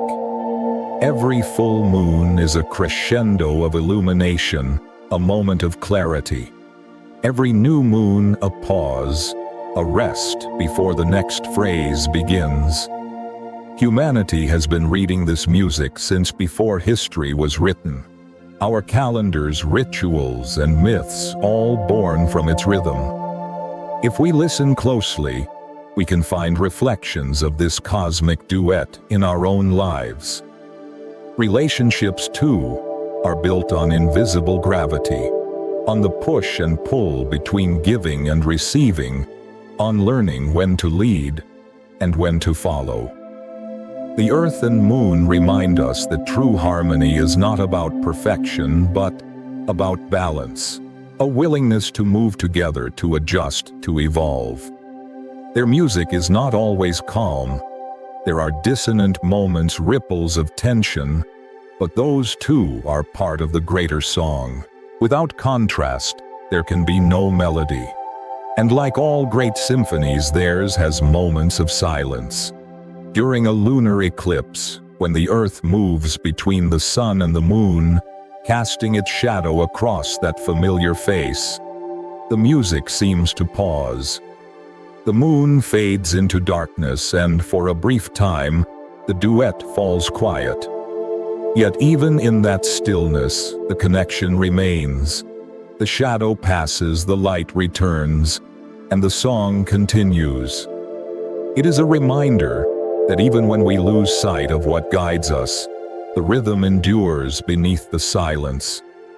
The more we learn about this relationship, the more it resembles art, a masterpiece painted not in color or sound, but in gravity and time. Every orbit, every tide, every whisper of light is a stroke on the canvas of eternity. And we, small as we are part of the audience. Each time we look up at the moon, we hear a fragment of that ancient melody, a quiet assurance that the universe is not chaos, but music searching for harmony. So tonight, as the moon hangs above you, listen not with your ears but with your soul. Feel the steady pulse of the tides, the gentle turning of the earth beneath your feet. You are standing within the symphony, part of its rhythm, part of its beauty. The moon is not far away. It is singing to you in the only language it knows, the language of balance, of partnership, of quiet love across the infinite. And as we follow this melody onward, we will find that even silence has meaning, that the spaces between the notes, the pauses between tides, are where the universe breathes. For in that breath, in that quiet between motion and stillness, lies the most profound harmony of all. The earth and moon's symphony never ends. It only softens into silence between movements, like a heartbeat, pausing to listen to its own echo.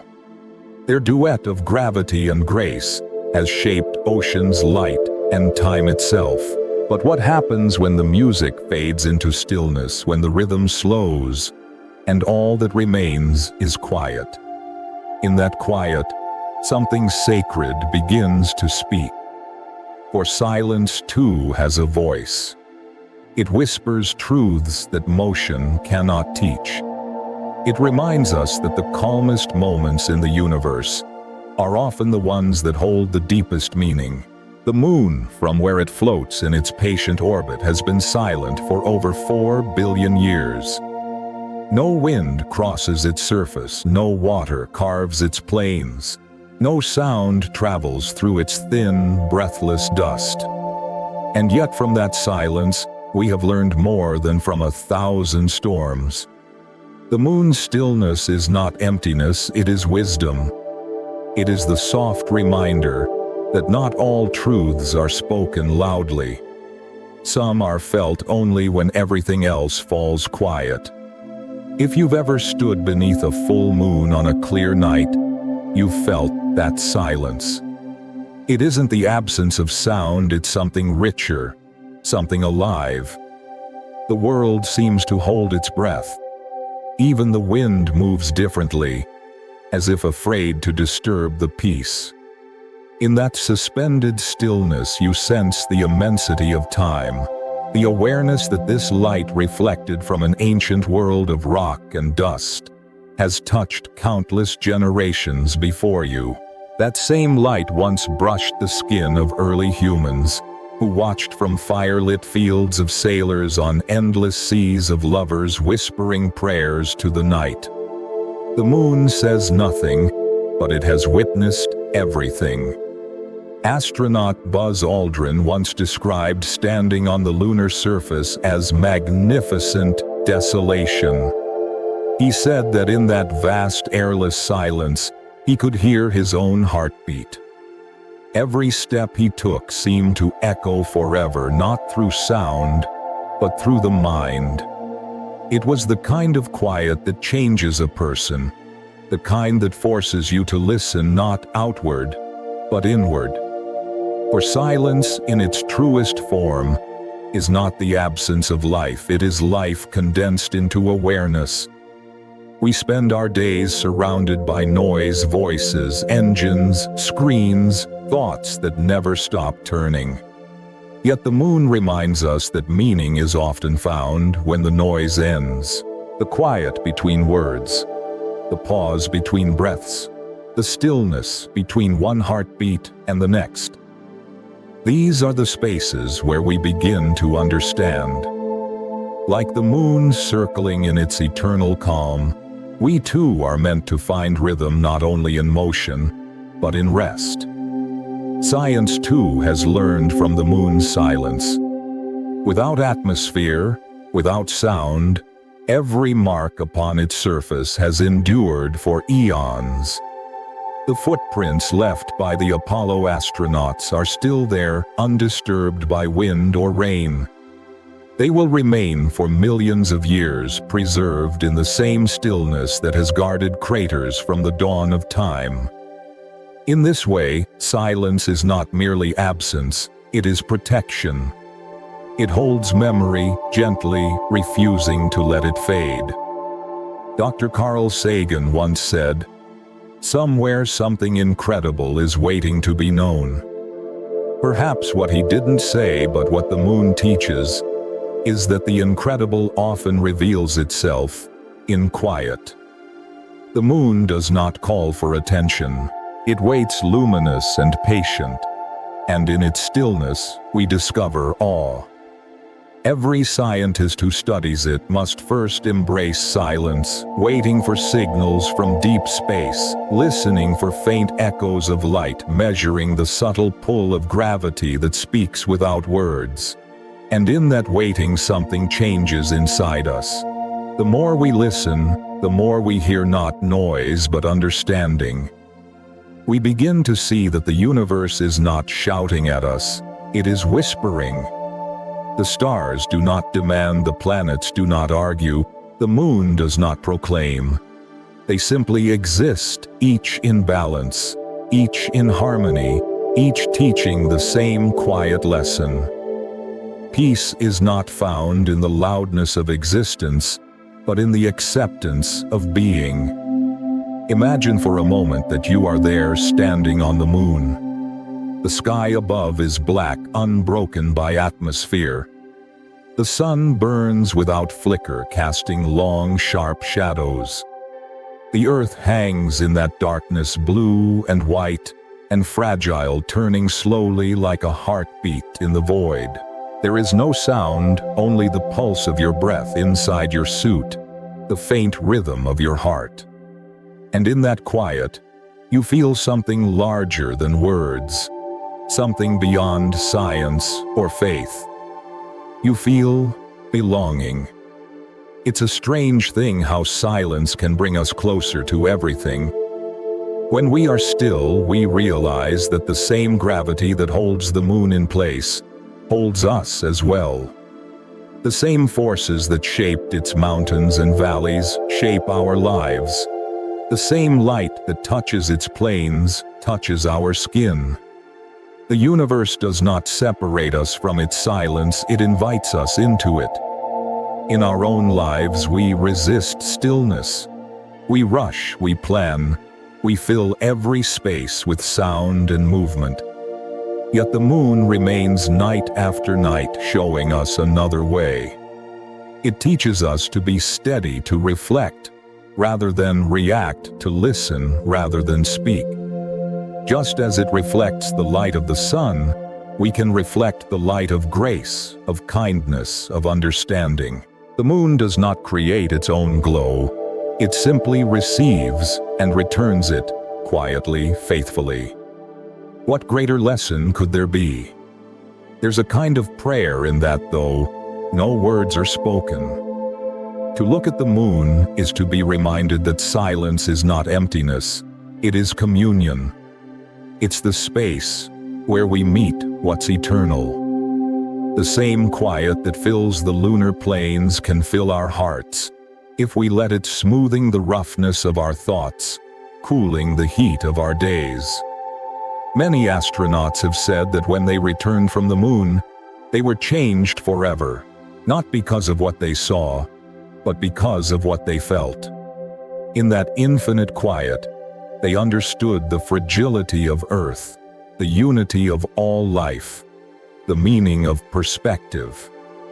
They had heard the universe's oldest language, the language of silence. And so the moon remains above us, not as a teacher who speaks, but as one who listens. It waits for us to grow still enough to hear, Its silence is not loneliness. It is presence. It is the calm assurance that everything in the universe moves as it should, that every rhythm has its rest, and that peace is never truly gone, only unheard. When you next find yourself beneath its light, let the quiet reach you. Let it settle your thoughts, slow your breath, soften your heart. The moon is not just a body of rock and dust. It is a reminder of how stillness can illuminate. In its wordless wisdom, it teaches us how to live more gently, how to love more quietly, and how to rest in the knowledge that we belong to something vast and kind. And now, as we leave this silence behind, let us return for a moment to the beginning, to the fire that forged the moon itself.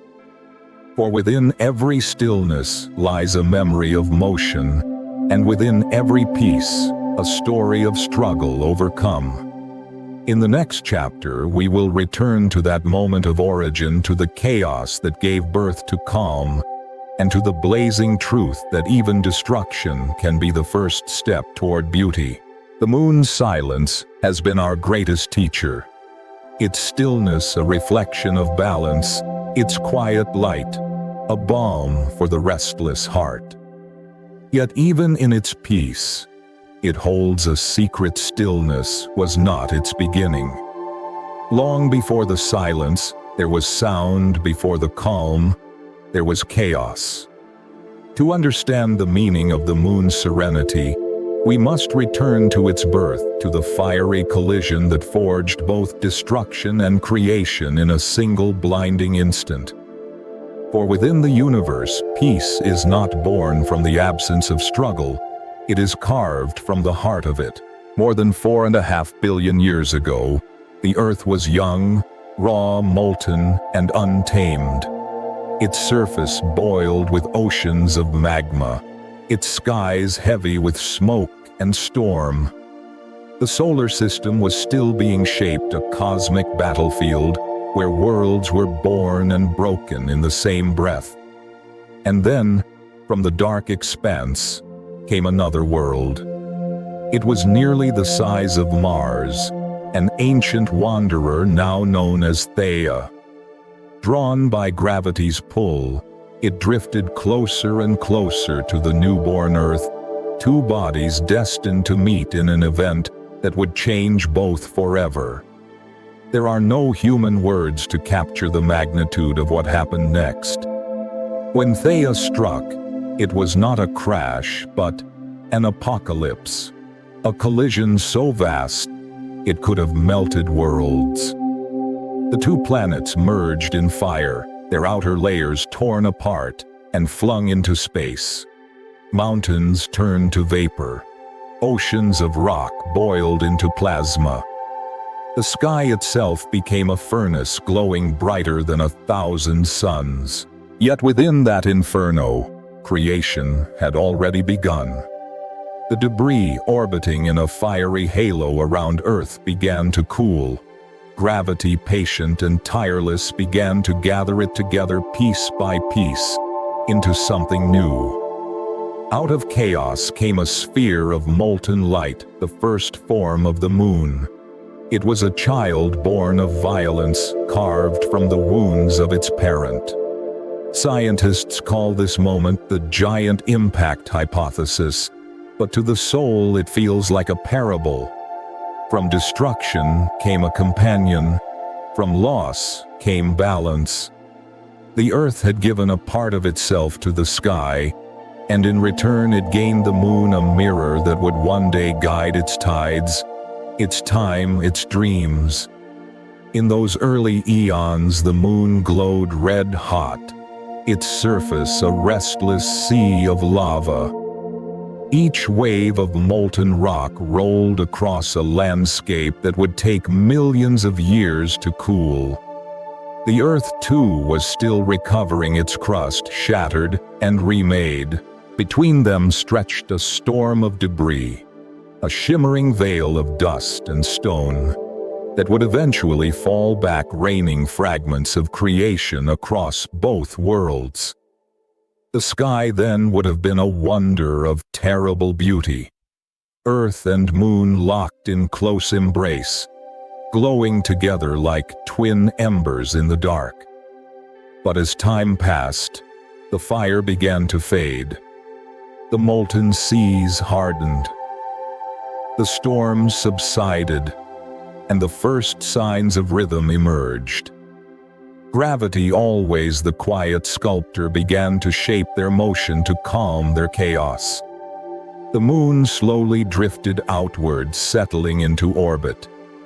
Its once wild spin slowed. Its tides began to pull gently at the Earth's oceans, giving rise to the first whispers of order. The dance that began in violence found its tempo in peace. It's strange to think that every gentle moonrise we see today carries the memory of that cataclysm. The serene light that washes over the sea, the pale glow that rests on your window at night, was born from the ashes of destruction. The moon's calm face is not the opposite of violence. It is its transformation. It reminds us that even in the universe's most brutal moments, creation is already at work.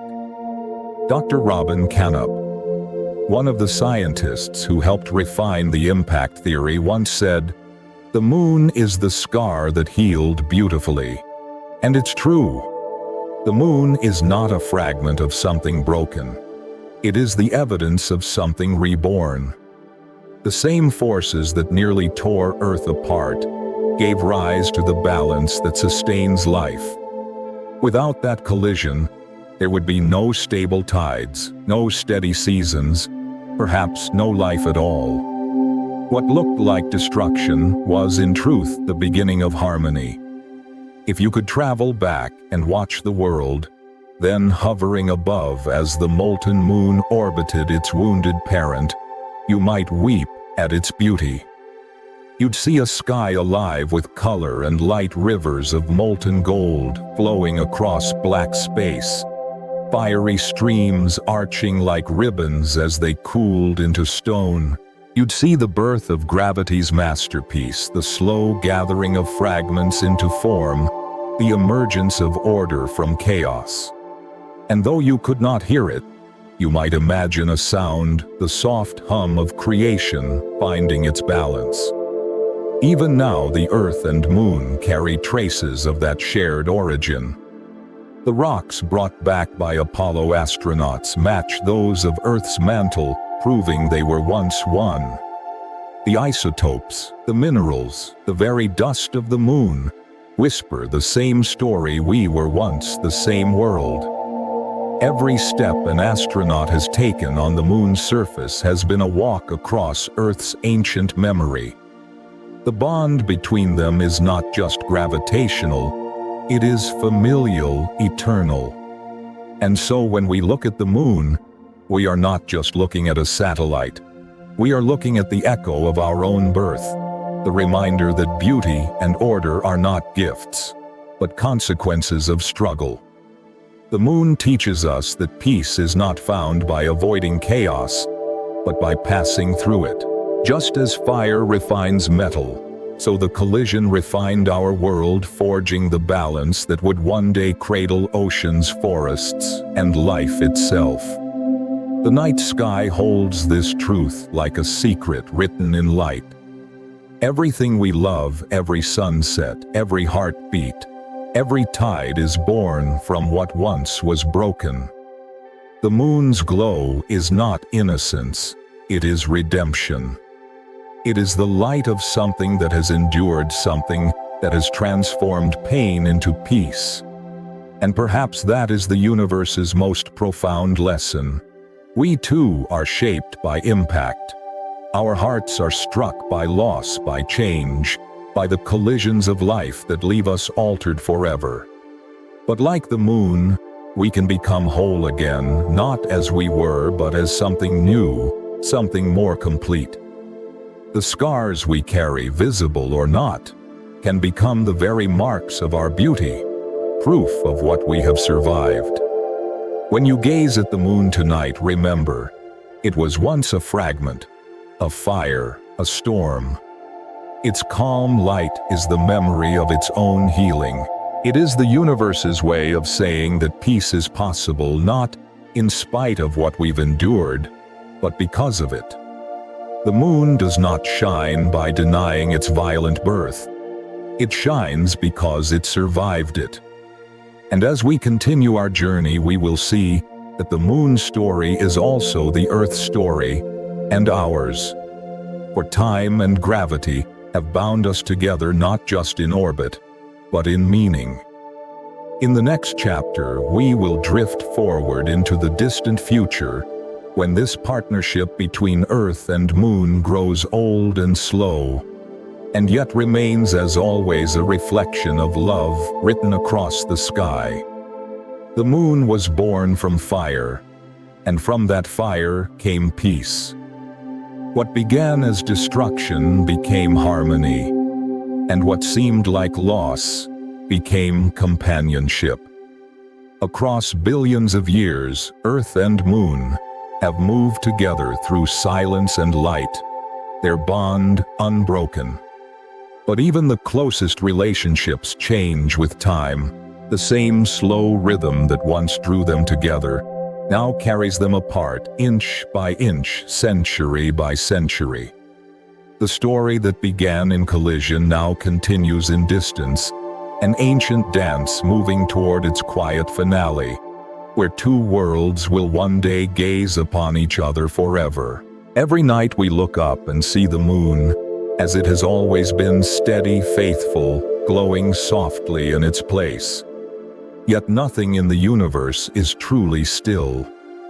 Even now, while we sleep and dream, the moon drifts farther away. It's a small movement, almost imperceptible, about 1.5 inches each year, but over time that slow departure will reshape the very rhythm of our planet.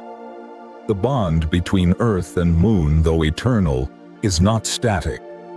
It is alive, evolving, and moving toward a future as serene as it is inevitable. Scientists measure this slow retreat using mirrors left by Apollo astronauts on the lunar surface. When laser beams are sent from Earth and bounce back, they reveal an extraordinary truth. The moon is gradually widening its orbit. It's a gentle, graceful exhalation after billions of years of breathing together. This drift is the lingering effect of tides. Every wave that rises under the moon's pull carries away a whisper of Earth's rotation, giving that energy back to the moon. It's as though the Earth, in gratitude, keeps passing a little of its heartbeat to its oldest companion, allowing it to drift outward in peace. Over millions of years, this exchange will continue. The Earth will spin more slowly, its days stretching longer and longer. The moon, meanwhile, will drift farther, its orbit widening like a slow sigh, expanding into eternity. Someday, billions of years from now, the Earth's rotation and the moon's orbit will match perfectly. Each will show the same face to the other, locked in eternal gaze. No more rising or setting, no more waxing or waning. The moon will hang in one spot of the sky, and from its surface, Earth will do the same. It will be the quiet culmination of their shared story, a mutual stillness born from infinite patience. Dr. James O'Donoghue, a planetary physicist, once described this future as the universe's most tender stalemate. It's a poetic image, two companions who, after a lifetime of motion, find rest not in parting, but in presence. Their energy will have balanced so completely that neither can move without the other. They will have reached a point of perfect reciprocity, the final rhythm of their ancient dance. And yet this moment will not come without change. As the Earth's rotation slows, our days will lengthen first by seconds, then minutes, then hours. Millions of years from now, a day on Earth will last 47 hours. The rhythm of life will adjust. The tides will lose their strength. The oceans will fall into a gentler sway. The moon's pull will weaken, but its companionship will remain. Our nights will glow with the same soft light, only calmer, more constant, as if time itself had slowed to listen. There's a quiet sadness in imagining this future, but also a deep serenity. The Earth and Moon were never meant to stay as they are. Their relationship, like all things in nature, is one of transformation. They began in chaos, found harmony through motion, and will end in stillness. But even that stillness will not be an ending. It will be a resting point in a much longer story, one that stretches beyond imagination. Far in the future, our sun will change too. It will swell into a red giant, its light softening into crimson and gold. The Earth's oceans may boil away. Its air will thin, and its surface will glow once more with molten heat. The moon, pale and distant, will witness it all, its surface illuminated by a dying star. The two will remain locked in their final embrace, as the solar system itself transforms around them. And when the sun's light finally fades, they will drift together into the long night, bound forever in the balance they once fought so hard to find. It's almost human, this story. Two beings born from the same fire, spending a lifetime circling one another, sometimes close, sometimes distant, but always connected. One gives, the other receives. One slows, the other drifts. Together, they find peace. Perhaps that is why we look at the moon and feel a kind of familiarity, a reflection of our own lives written across the sky. We too are shaped by pull and release, by gravity and grace, by the long rhythm of learning when to hold on and when to let go.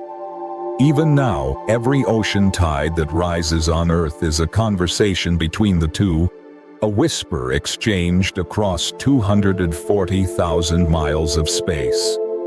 The Earth sighs through its tides, and the moon answers with movement. That exchange, so soft and constant, is the music of their relationship. And though one day the tempo will slow to silence, the harmony will never die. Their balance, once found, will echo through the fabric of time. Dr. Brian Cox once said, "The universe seeks equilibrium because it remembers its own beginning." The Earth and Moon embody that memory. From the chaos of collision to the quiet of companionship, they trace the journey every soul must take, from struggle to peace, from motion to rest. Their final stillness will not be loneliness but fulfillment, a sign that even the wildest beginnings can find their calm.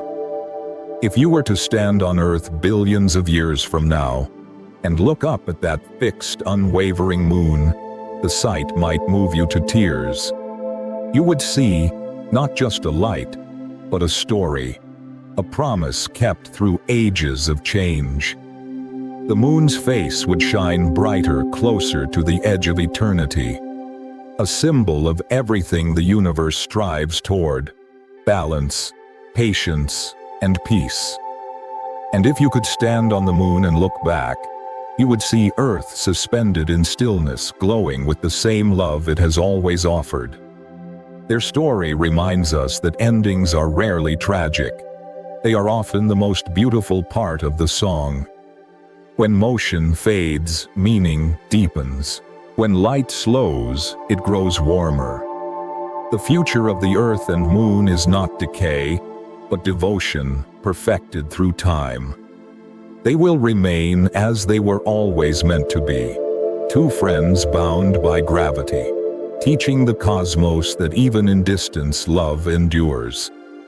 So tonight, as the moon rises once more over your horizon, remember this: what you see is not just light from rock, but the reflection of a friendship written across eternity. You are watching a story that began before life itself. A story still unfolding, still gentle, still full of grace. And as the earth turns, carrying you beneath that patient glow, know that somewhere in that vast stillness, above, two ancient friends continue their dance, slower now, but together, always together. Now, as we reach the quiet horizon of their story, let us look once more at the moon and the world it has shaped. For even as this dance nears its resting point, another lesson awaits the one found in the final piece of the universe itself, when every orbit and every light returns to silence, and all that remains is love. And so the two ancient friends, Earth and Moon, continue their slow and tender drift toward eternity.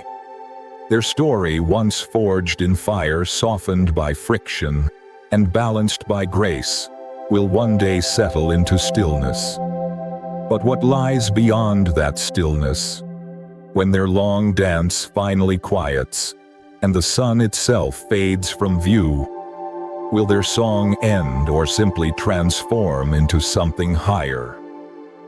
The final chapter of their story is not about motion, but meaning.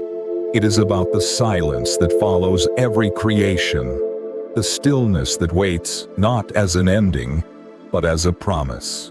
Someday, far beyond the horizon of our time, the earth will turn more slowly. The days will stretch endlessly, glowing under a red and swollen sun. The air will shimmer with heat, the oceans will steam, and the continents will fade beneath the slow breathing of light.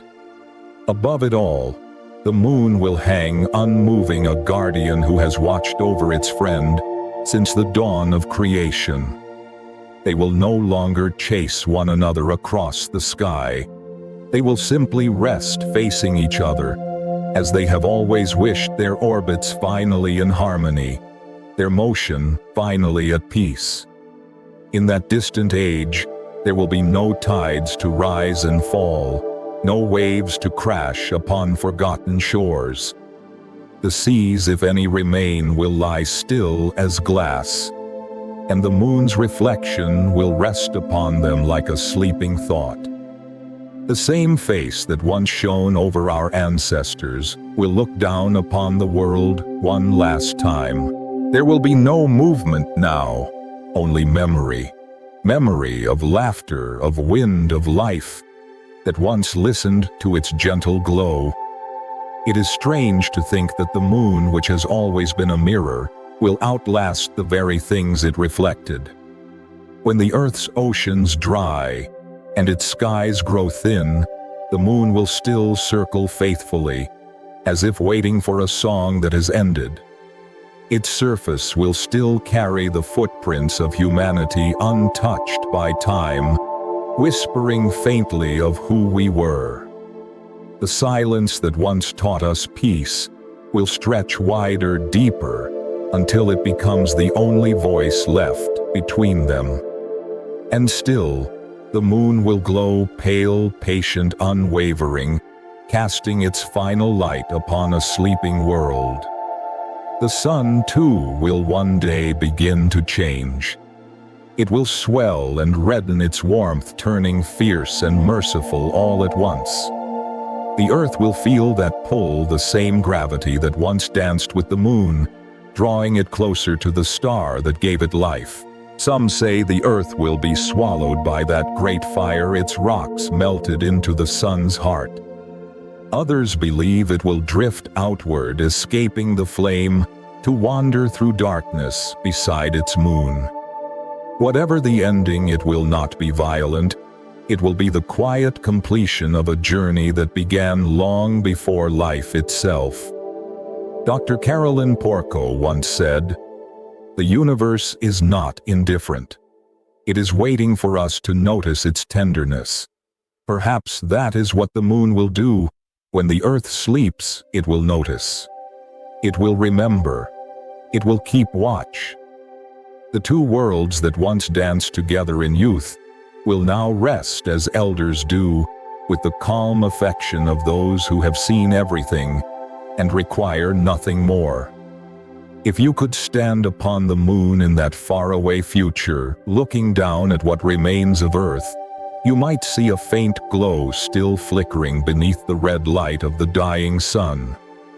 You would not hear the hum of cities or the rustle of forests, but you might feel something, an echo in your heart, a recognition.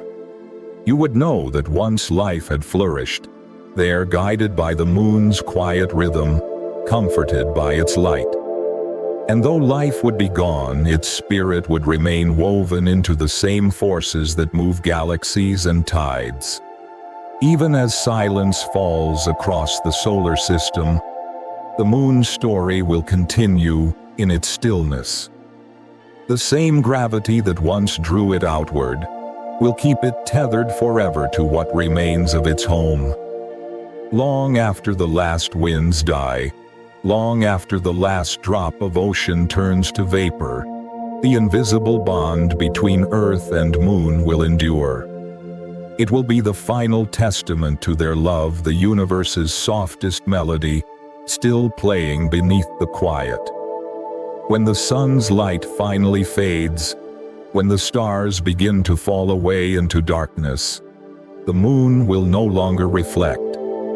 Its surface will turn cold, its craters deep with shadow. Yet in that endless night, its stillness will shine in another way. It will not need light to be radiant, because it will hold within it the memory of every dawn, every tide, every gaze that ever rose toward it from Earth. That memory will be its final light, the light of remembrance. It is comforting to think that the moon will never truly be alone. Even in the silence, it will remain bound to the laws that first shaped it, laws of gravity, of balance, of love, written in motion. The universe does not forget its own. Every orbit, every particle, every ripple of energy continues transformed, but unbroken. The moon will still move faintly, almost imperceptibly, as if breathing in sleep. And perhaps somewhere within that movement, the echo of the Earth's heartbeat will still be felt. This is how the universe ends, not with destruction, but with rest. The Earth will sleep. The moon will hum its softest lullaby, and together they will drift into the quiet heart of time.